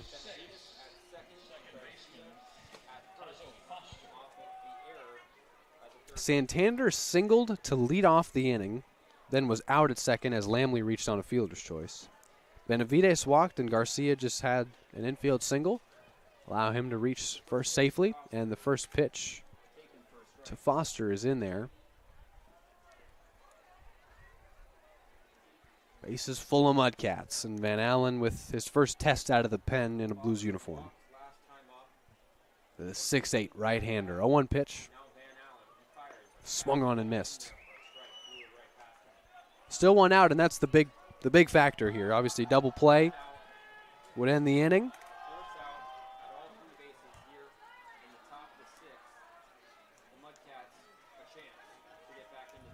Van Allen's 0-2 pitch. High, ball 1. 6'8 Van Allen. That's a lot of length and limbs flying at you, throwing velocity and breaking balls, and a unique stance and delivery as well. Compact, but yet it's everything behind every pitch. 2 balls and 2 strikes now.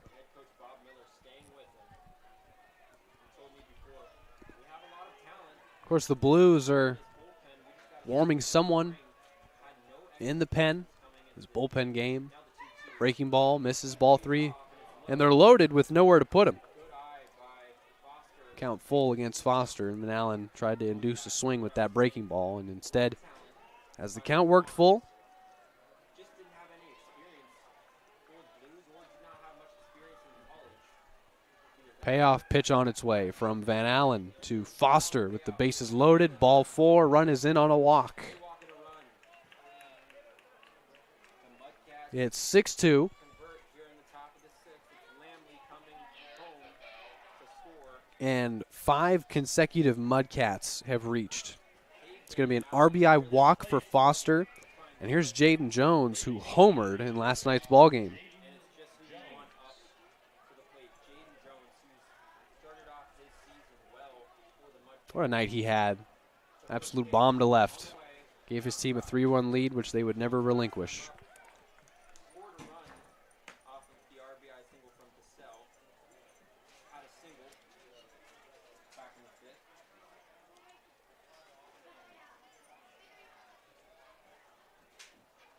No balls on a strike. Van Allen's second pitch to Jones. Checked his swing. Did he go? He did. Strike 2, and it was a pitch in the dirt.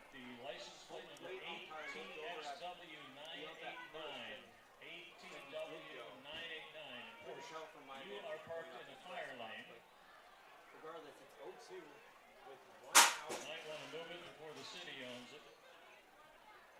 1 out. 0-2 from Van Allen. Fouled straight back. Count remains the same. By Jones to get a piece of things. Perhaps I should say poor shot. If you have a poor shot, ATXW. RBI walk for Foster. He's safe at first now with Garcia at second, Benavides at third, and coming in to score on that walk was Caleb Lamley.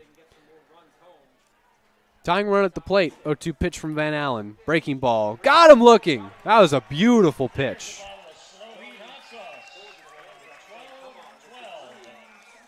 2 gone now for Van Allen and the Blues in the 6th. Jones is now 1 for 3. Backwards K and his Van Allen's first is a Blue. Here's Hunter Baldwin. Reached on an error in the 5th. Was hit by a pitch in the 3rd and grounded out to short in the 1st.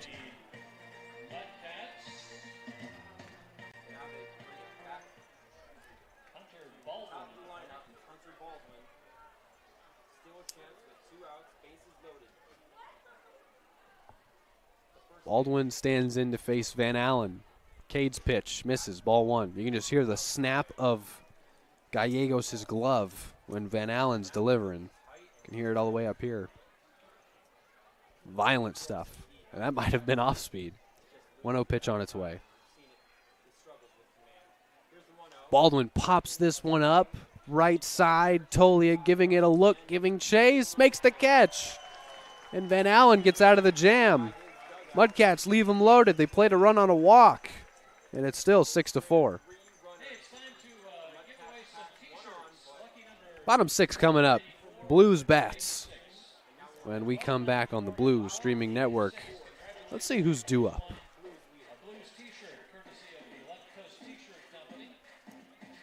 Looks like it'll be Grotto, Tolia, and Pemberton. Heart of the Blues lineup when we come back, trying to increase a 4-run lead. Thanks so much for hanging out, making Blues baseball part of your Sunday afternoon and your entire 2022 summer. I'll be right back.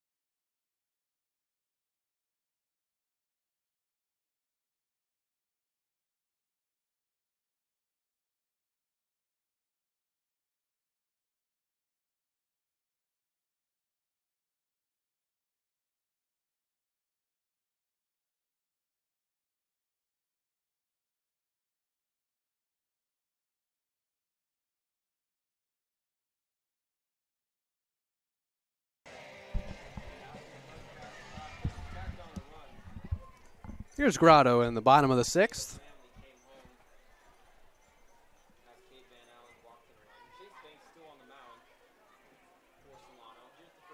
Banks delivers ball 1 to Grotto, so Chase Banks still pitching in relief of the Mudcats starter Anthony Galindo, who went 4 full. Banks to Grotto. Grotto lines 1 to short, caught by Baldwin, out number 1.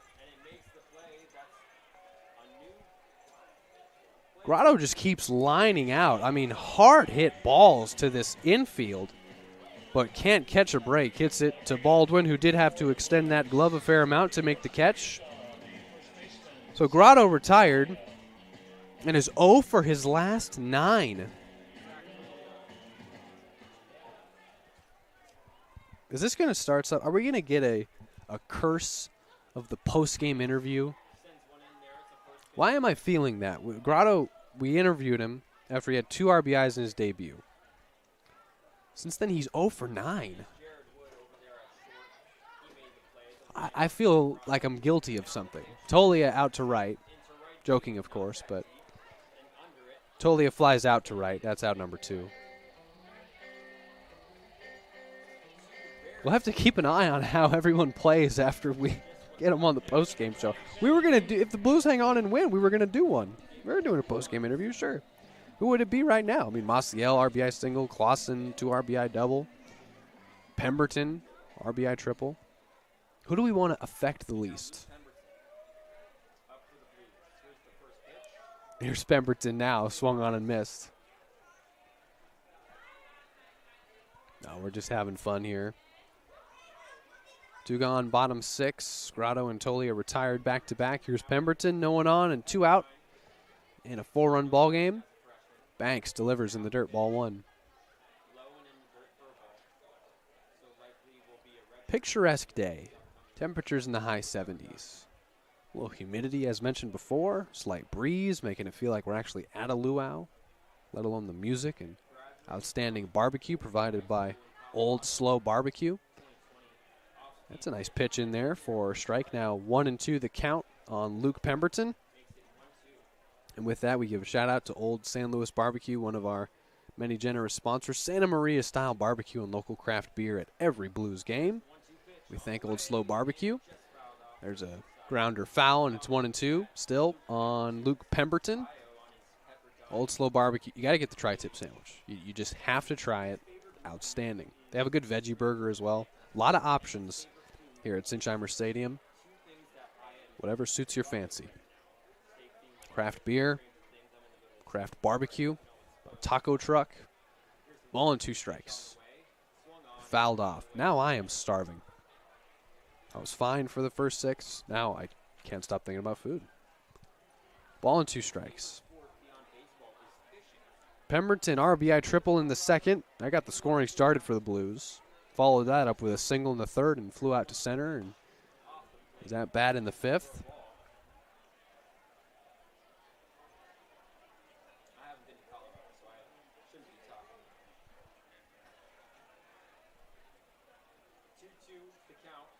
Banks to Pemberton. Luke looks at ball 3.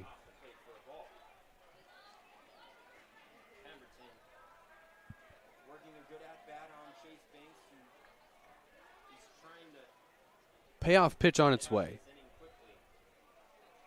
Looking for another 1-2-3 inning in Mudcats.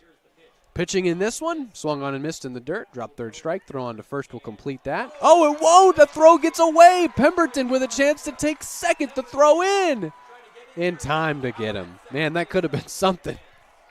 Pemberton strikes out. Reaches 1st. Thought about taking 2nd. Almost made it. Thrown out at 2nd base. Inning over. In the end, it's still a strikeout. Inning over. We're through 6. Top of the 7th coming up here at Sinsheimer Stadium. And due up. Top of the Mudcats lineup coming up. Slow derby taking place in right field. Let's see who's going to win Blues score, U score pricing.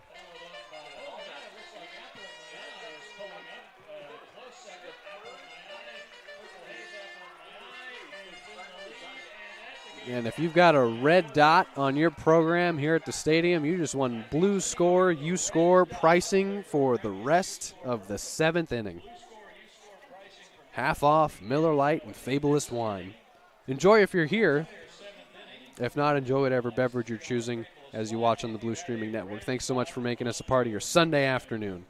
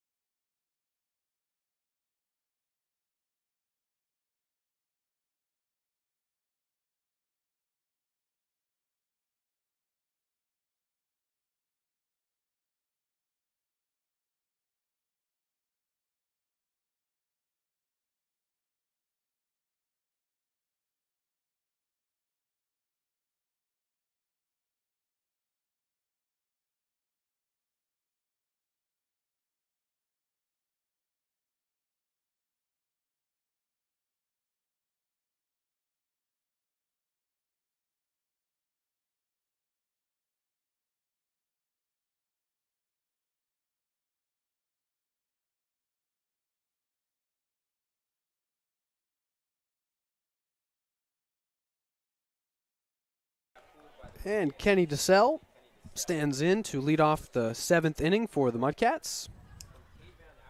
And Cade Van Allen in his 2nd inning of work as a Blue. Allowed a run on a walk with the bases loaded, but was able to get out of that jam. Check swing, and the count now even at a ball and a strike.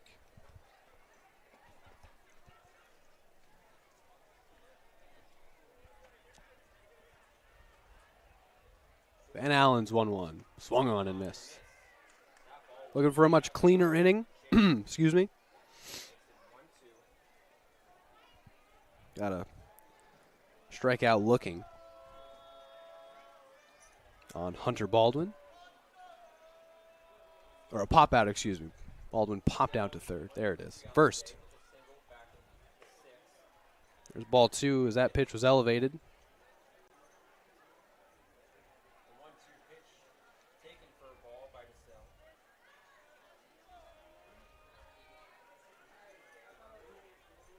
Bringing in closer for the 2-2 pitch from Van Allen. Out in front of that one, grounded to short. Maciel throw across his body onto first, not in time. And it's an infield single for Kenny DeSalle. Maciel will make any play close. Reminiscent of Blues shortstop last season, Ruben Mercado. Shout out to Ruben and his family. Such a joy watching him play last summer, and what a talented arm and glove at short. Didn't hit for much power, had long at-bats, but man, watching that dude field a ground ball, a lot of fun. Maciel, that same level of talent where you can just kind of see in those throws after they put their glove on a backhander, backhand that leather, transfer into the hand, and a whip of an arm. A lot of fun to watch.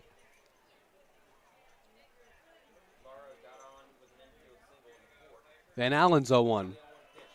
DeSalle taking off for second. Throw in time to get him. He's out at second, trying to steal second. Here's out number 1.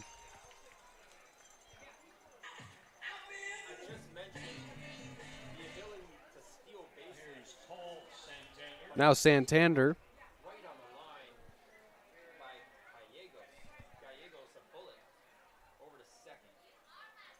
So DeSalle retired after trying to steal second.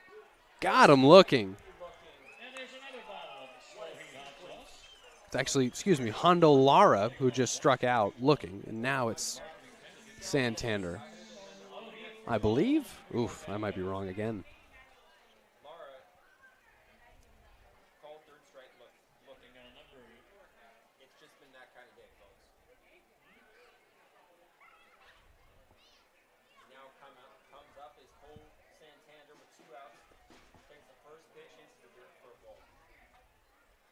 There's ball one. It is Santander. There we go.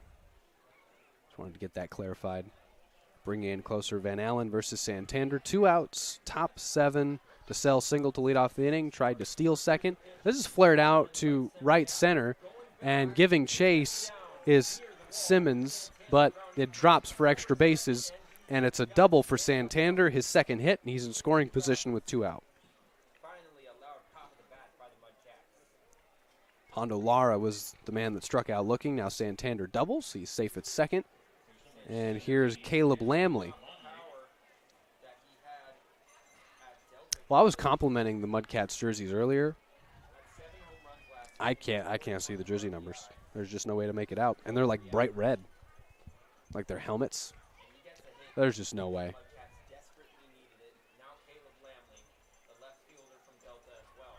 So Van Allen to Lamley, swung on and missed. 0-1. Van Allen's got a heater. 6'8" frame. Dealing with a runner at second and 2 outs. His team up comfortably by 4. Trying to pitch a scoreless 7th. And the pitch is lined into left center. And the diving play can't be made by Simons. A run's going to score. And trying to get to third is Lamley. He will with an RBI triple, the second of the day. The second RBI triple. Lead cut in half. It's 6-3. Still 2 out. RBI single for Caleb Lamley, and here come the Mudcats. A runner at third, 2 outs for Michael Benavides. Clutch hitter from last night's contest.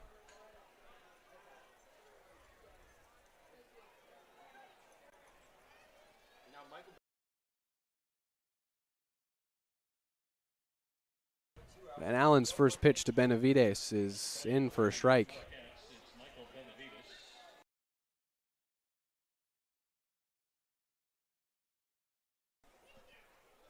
Van Allen dealing with a runner at third. It's Caleb Lamley. Set and fires his 0-1.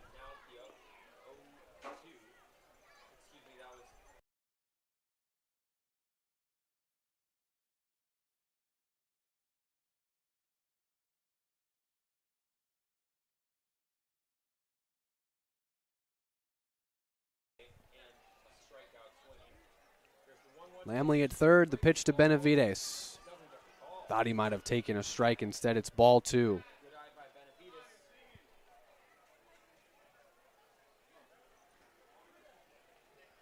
Blues trying to hang on to a 3-run lead. Was as many as 5 as they led 6-1. RBI walk. That pitch inside, strike 2. It was a bases-loaded walk by Van Allen that brought in that second run, and now this RBI triple by Lamley has cut the deficit in half.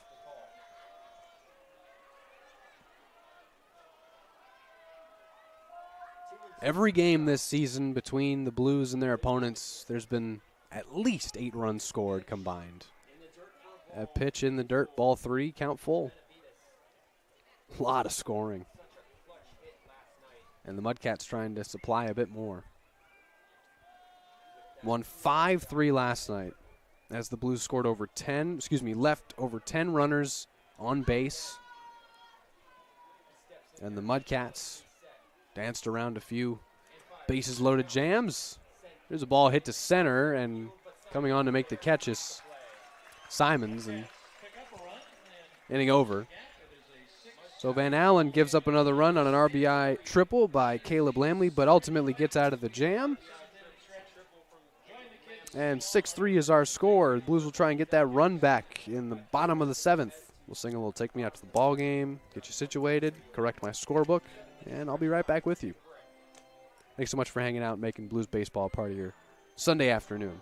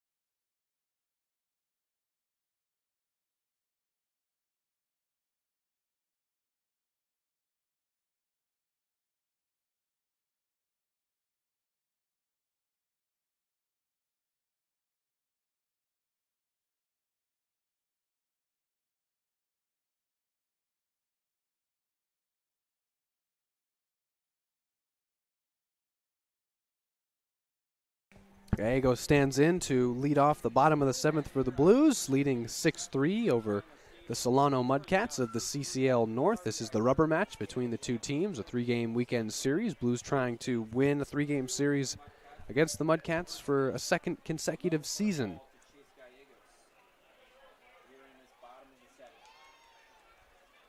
And the pitch. Popped up, Gallegos skies this one to right. Benavides on to make the play for out number 1.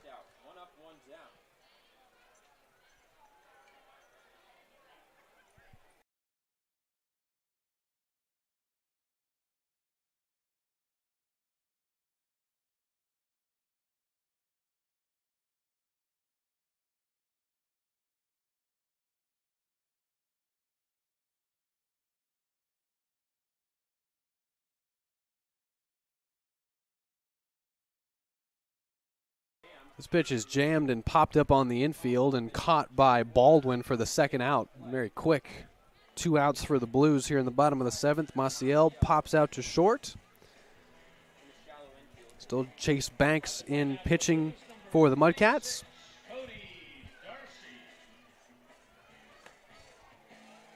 Here's Cody Darcy. 0 for 2 with 2 strikeouts. Reached on an E6. Reached second base on an E6 back in the 2nd. Blues looking for their 3rd win of the season. 2-4 overall, and of course this is non-league competition, does not go towards their overall record of who makes the playoffs and who doesn't in each division. The divisions, of course, being the South and the North. The teams will play each other in the CCL All-Star game.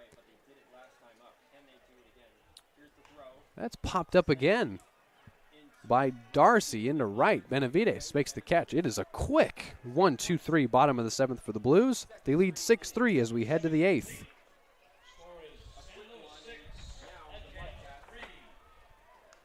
Short break and we'll be back on the Blues streaming network.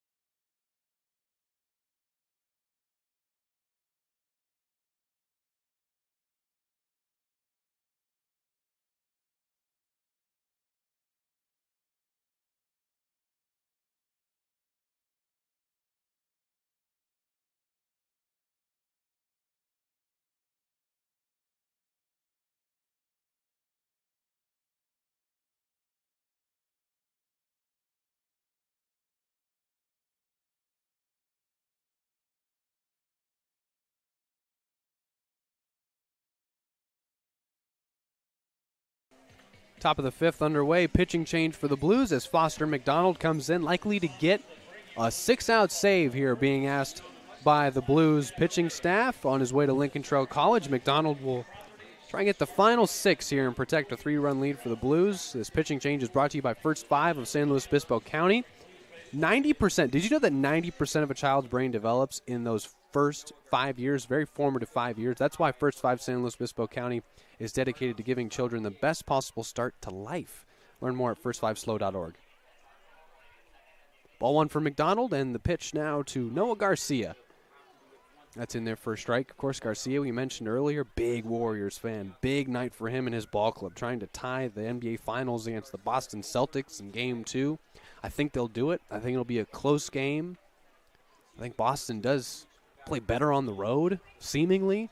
A lot of pressure in front of those home Celtic fans. I think Golden State evens the series 1-1. I think they do it in a close ball game.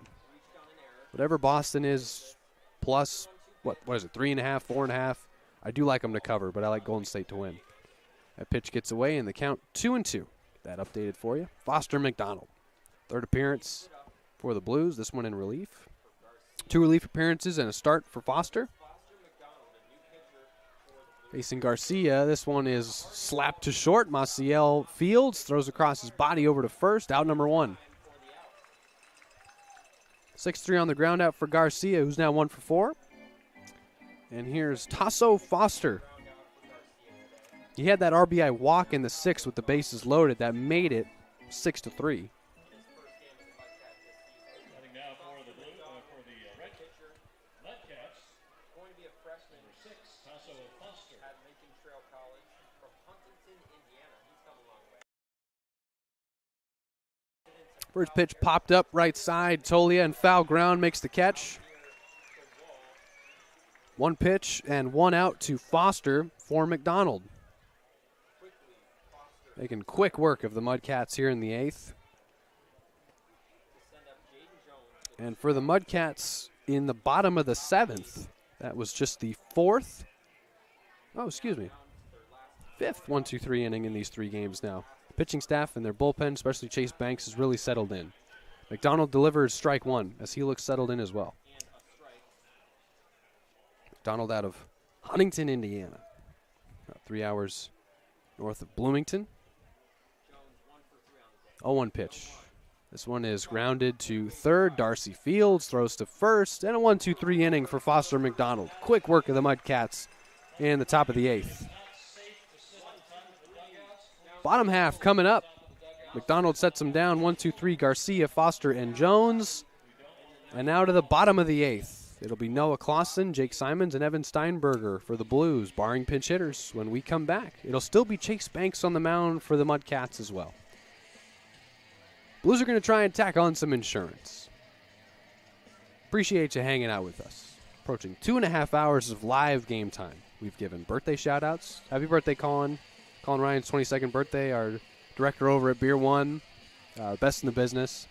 First ever guest analyst in the history of the Blues streaming network. Luau Day, of course, still. Beautiful weather. Blues looking for a win. I'll be right back.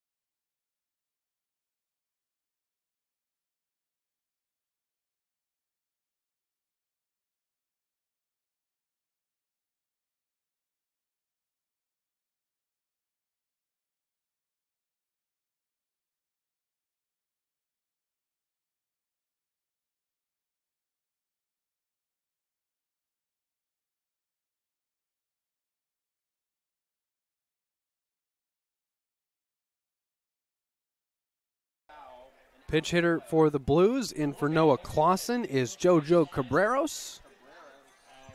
Haven't seen him in a few games, so Jojo back in. Clausen finishes his day, and it was a good one. It was a bloop double that brought in 2 runs for Noah back in the 5th and provided the Blues with their current cushion. Cabrera swings and misses through an off-speed pitch from Banks. Behind 0-2, Blues trying to add on to a 3-run lead here in the bottom of the 8th. And end the weekend on a high note before we hit the road next week. I have to see how many it is on the road. I believe it's 5, a couple days off. Back on the road for a few more. Get you that schedule up to date. Ball and 2 strikes. Swung on and missed by Cabreros. And a strikeout and a first out for Banks in the bottom of the 8th. Back to the top of the lineup and Jake Simons.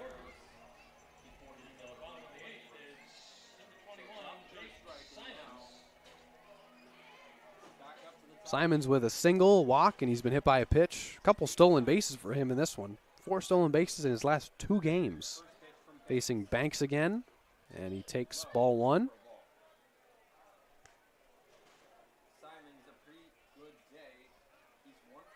Banks is eating up innings out of the pen for the Mudcats. Inside, and it hits Simons. That is the 6th time Simons has been hit by a pitch in his 3rd game as a Blue. I got to tell you, it's just, there's some bad mojo right now. There's just something going on.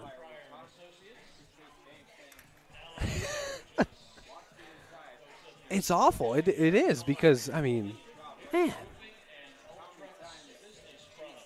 I mean, the next time we see Jake Simons, he might be up there in full-on body armor. Safe at first. And here is Evan Steinberger. 2nd time he's been hit by a pitch today. 6th time in 3 games. Inside, and that almost hit Steinberger. 6-3 Blues. Steinberger is 0 for 3 with a walk.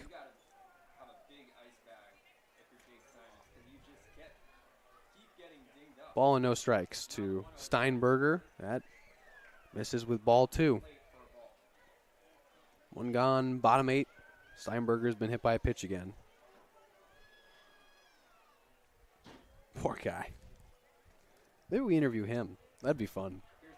He's going to take off for second, looking for a 3rd stolen base. He's got it. A 3rd stolen base for Jake Simons.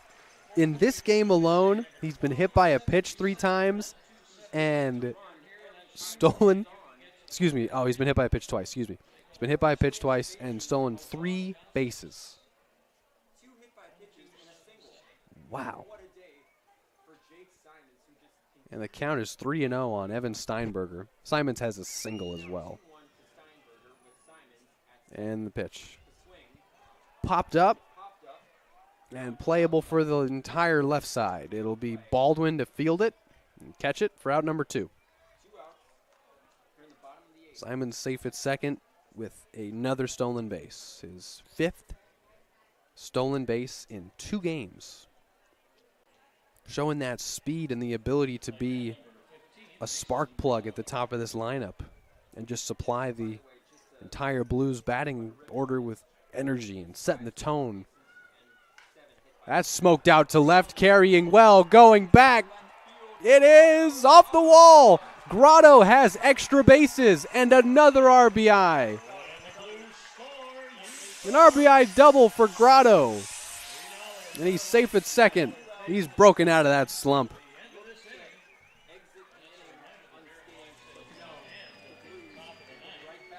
Exit stage left Mason Grotto. On the first pitch he sees from Chase Banks, smokes it out to left and gets himself an RBI double. His 3rd in 3 games for the Blues. His first extra base hit. Great having Mason Grotto back. Here's Tolia. What a presence Tolia has been in the right-handed batter's box. Swings through that pitch 0-1. For Mason Grotto, we mentioned we'll have him for this upcoming road trip. And then I think that'll be it. And so what that means is here's an 0-1 to Tolia. This is Grotto's, safe to say, last game here at Sinsheimer Park. Tolia has walked and singled. 1 for 3 officially. Ball and strike. And now 1-2.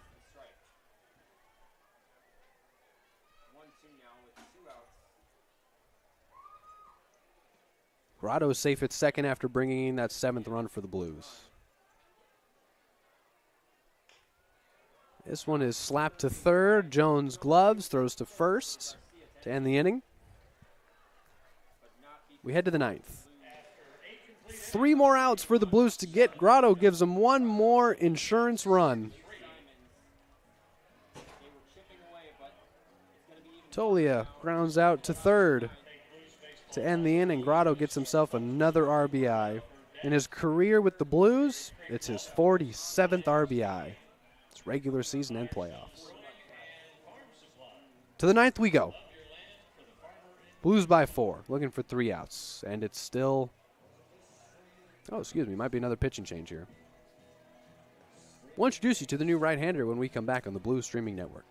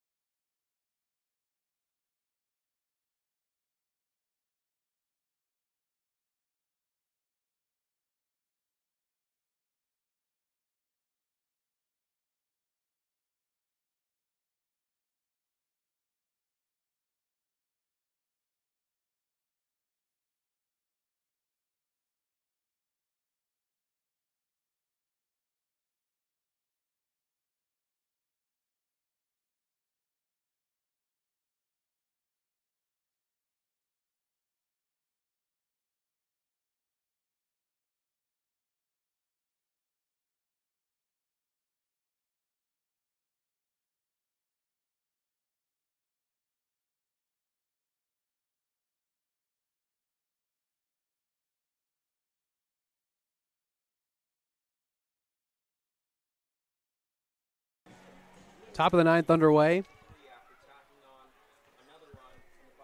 And it is a new pitcher indeed. It's Mark Byram in for the Blues. Right-hander trying to get the final 3. That's sent out to left center. That's carrying well. And that is going to drop against the wall for extra bases. Byram rounding second will head into third. And he's got himself a triple. Leadoff triple for Jared Wood. Pinch hitting for Hunter Baldwin. How about a leadoff triple for Wood and the Mudcats? Here in the top of the 9th on the first pitch, Mark Byram throws. It's deposited into left center for a triple. That is, let me make sure, that's the 3rd triple of this game. How often do you see that? Byram's first pitch to Kenny DeSalle. Checked his swing, but looked like he went around. And he did for strike 1. So a run can come in for the Mudcats just on contact alone. And the 0-1 from Byram flared out, popped up, and this is going to be caught by Gallegos behind the plate. There's out number 1.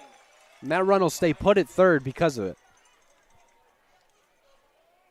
So I'll pop out to the catcher and foul ground, and here comes Hondo Lara. We've documented his story a few times, but a 2-time survivor of thyroid cancer, and just when you hear that about a person, you just, all you want to do is root for them and root for their success, and Lara continuing to do what he loves, and that's play the game of baseball. Takes a ball from Byram, and ahead in the count 1-0. Lara, who is 1 for 4 today, but, last night had an RBI, couple walks, couple singles, had a very productive night in their 5-3 victory over the Blues yesterday. Lara trying to spark a one-out rally in the top of the ninth. Byram's 2-0, swung on and missed.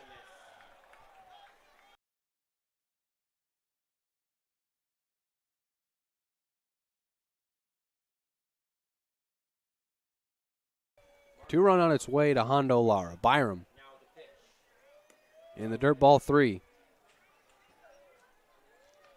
Want to avoid any and all traffic if you're Mark Byram, who has yet to pitch in college, but he is undecided on where he's going to go. Out of Oceano, California, Royal Grande High School. Fouled off by Lara.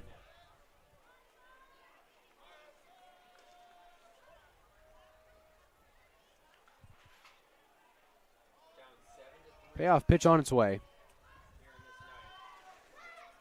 And the fans cheer for Hot Sauce, wanting a strikeout. Byram will give him ball 4.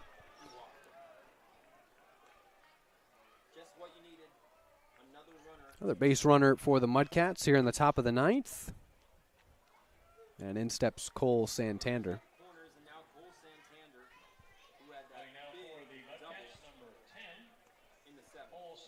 Jared Woods at third. He tripled to lead off the ninth. DeSalle popped out behind home plate, and Hondo Lara just took a walk on a payoff pitch.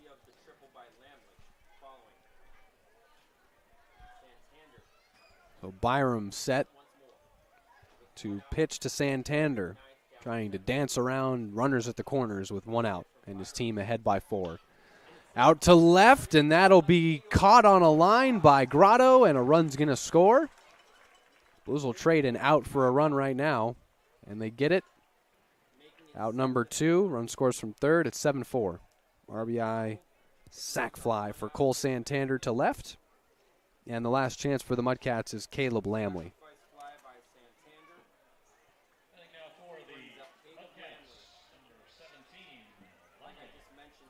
Blues looking to get that final out and take 2 of 3 from the Mudcats, get to 3-4 on the season through 7 games before they hit the road.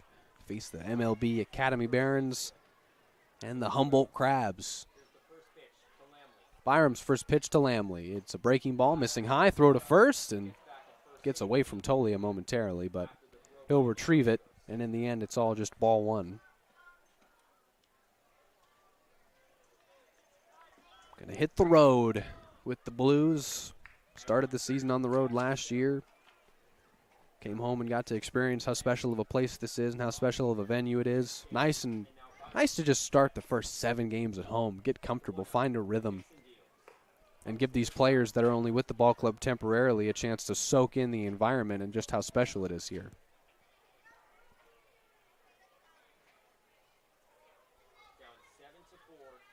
But coming out with us after an off day tomorrow on Tuesday, we'll be live from Compton, California. 2-0 pitch on its way to Lamley. Byram, it's ball 3.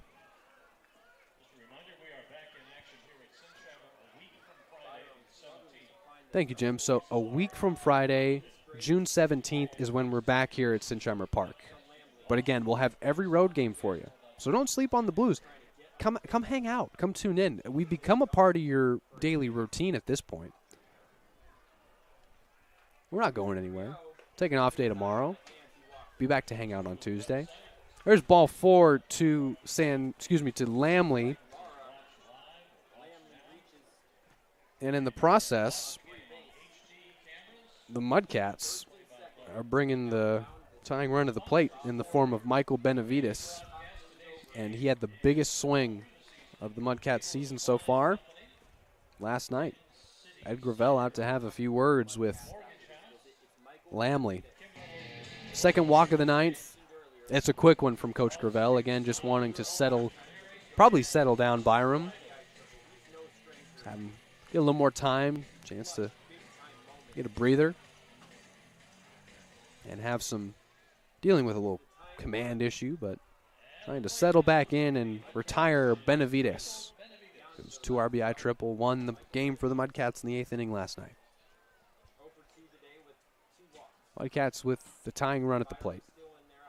And Byram to Benavides. Ball 1. Blues brought the go-ahead run to the plate in the top of the 8th last night.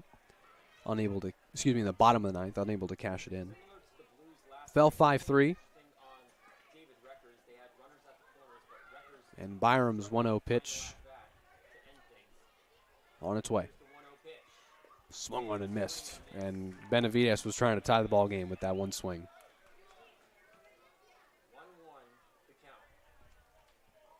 Hope it didn't go anywhere. This game far from over. Byram needing an out.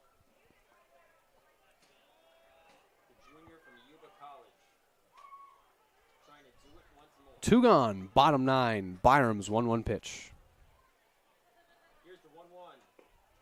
Taking strike 2. And now this crowd awakens.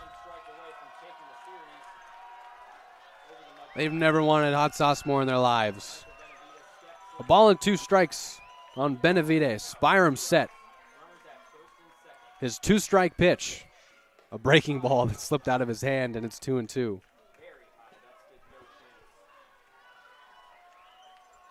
That's just when you're trying to throw the nastiest pitch of your life. You want that thing to have 10 inches of run on it, and it just slips out of your hand.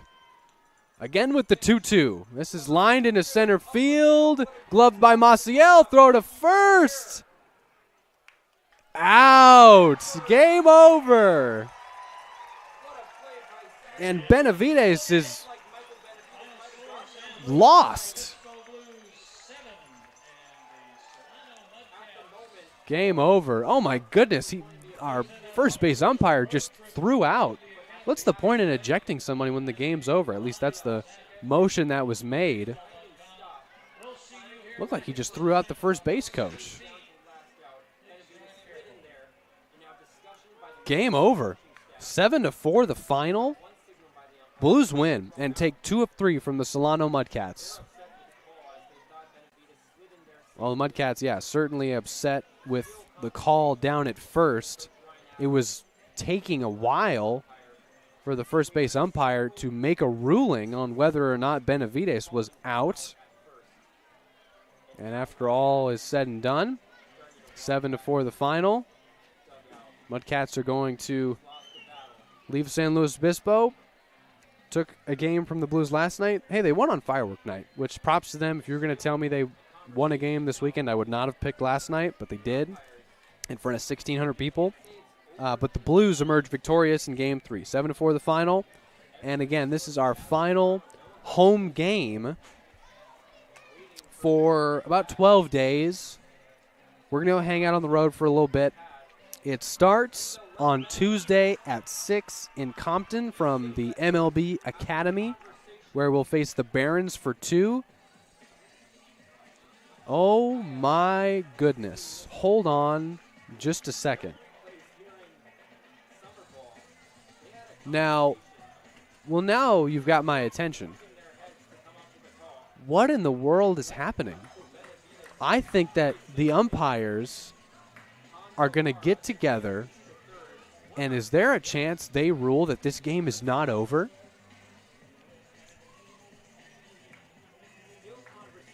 The Mudcats are at first and third,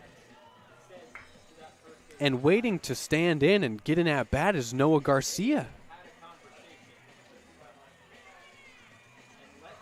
You have got to be kidding me. This game is not over.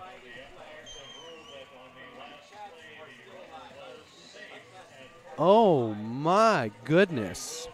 Benavides is safe, and the bases are loaded for Noah Garcia. I'm going to rule that an infield single on Benavides. We hope he didn't go anywhere. The bases are loaded with 2 out for Noah Garcia, who's 1 for 4 today. I have never seen this in my years of calling college baseball. Not too many, but hey, plenty of games, and I've never seen this before. The game's going to continue. What in the world? Wow. All right. Well, hey, they must have had convincing evidence. I mean, the first base umpire just looked absolutely furious. with the first base coach for the Mudcats, who, I mean, had the best look at it and ruled my guy's safe. First base said he's out. But at the end of it all, let's get that situated. There's 2 out. There's 2 out. We're in the top of the 9th, and the bases are loaded for Noah Garcia. Oh, Bob Miller is going to go to the pen here. There's going to be another pitching change. How about, look at this. Now, this is managing. Bob Miller sensing that the game is obviously in jeopardy, and he's going to call on the pen. Don't go anywhere. We've got one more out to get. Blues lead 7-3. Bases are loaded for the Mudcats. 2 gone. Top 9. We'll introduce you to the new pitcher when we come back.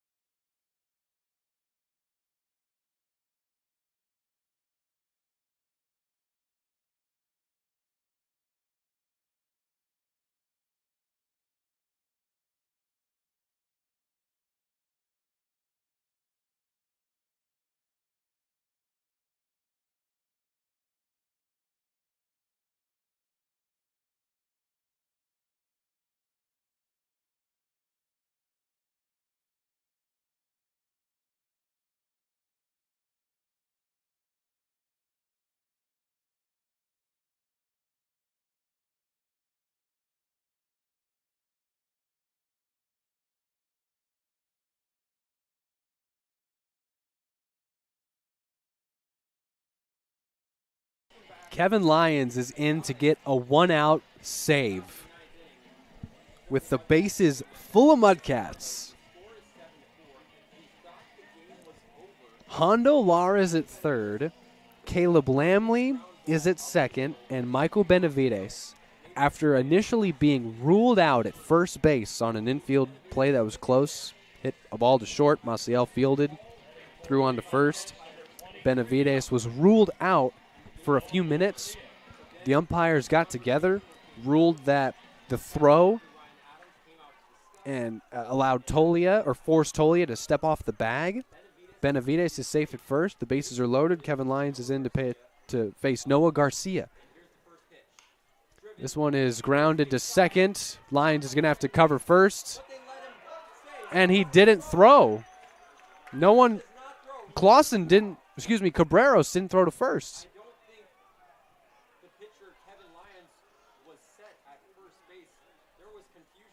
Another run is in. It's 7-5, and that's an RBI infield single for Garcia. Cabreros didn't throw to first, and Lyons was covering. Still 2 out. Bases still loaded. It's a 2-run game. It's an RBI single for Garcia. He's safe at first on 1 pitch. Lyons now dealing to Foster. Ball 1. I mean, this just keeps getting weirder and weirder. Cabreros didn't throw. Interesting. Well, they're loaded. Still, Lyons trying to get a save. The pitch is fouled off. 1-1 now.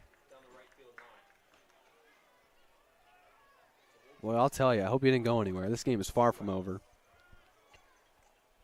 The bases are loaded.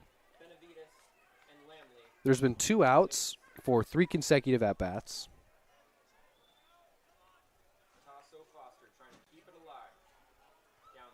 Foster in a 1-1 count against Lyons takes ball 2 in the dirt.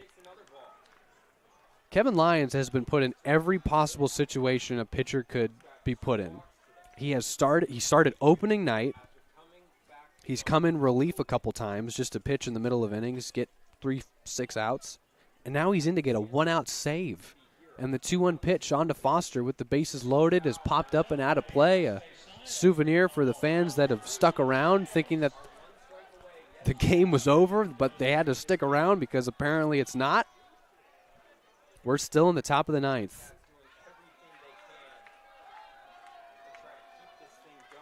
2 balls and 2 strikes against Foster in the game that won't end. Lions, a stressful 2-strike pitch. Gets encouragement from the fans. Set and fires. Swung on and missed. The game is over. That's the ball game. And in the end, all that changed is the final. Winner remains the same. The Blues won twice. And they're only going to get win number 3 in the win column. This will forever be known as the game the Blues won twice. What a strange sequence of events. But the Blues win 7-5 the final.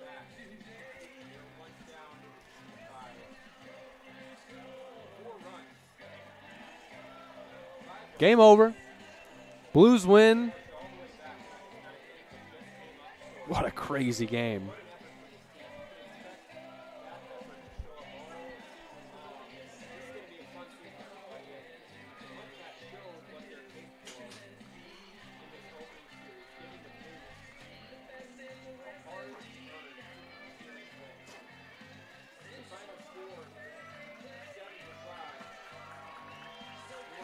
What a game this was. What a game.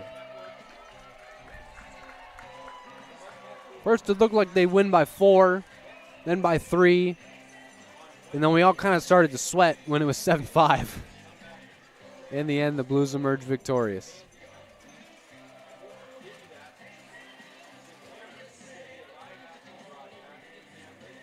Blues win on a beautiful day in San Luis Obispo, California, and the weekend on a good note, on a high.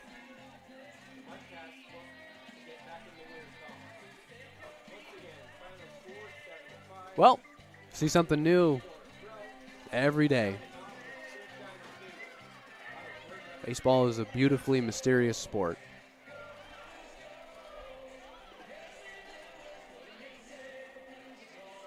All that changed was the final score. Blues win 7-5. So come hang out with us on the road. Tuesday, we're going to the MLB Academy. And Wednesday, back-to-back games at 6 from the MLB Academy. Then we head up to Humboldt, 10-hour trek. Friday, Saturday, Sunday, 3-game series with the Humboldt Crabs of the CCL North. Come back down Sunday night, off day Monday. Tuesday and Wednesday at 6, we'll be live from Pasadena, Jackie Robinson Field, right across from the Rose Bowl.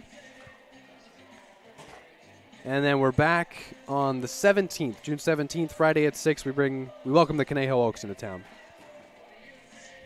What a ball game. Bob Miller and the coaching staff is still talking with the players. Well, there's going to be some interesting conversations to be had with the coaches and players. Have you ever been a part of anything like that? Certainly never seen anything like it.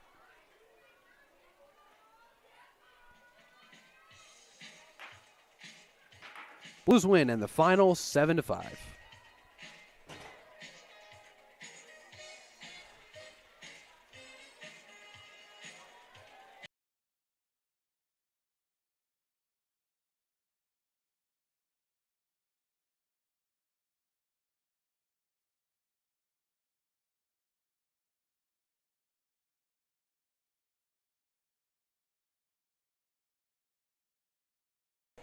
Blues go to 3-4 on the season.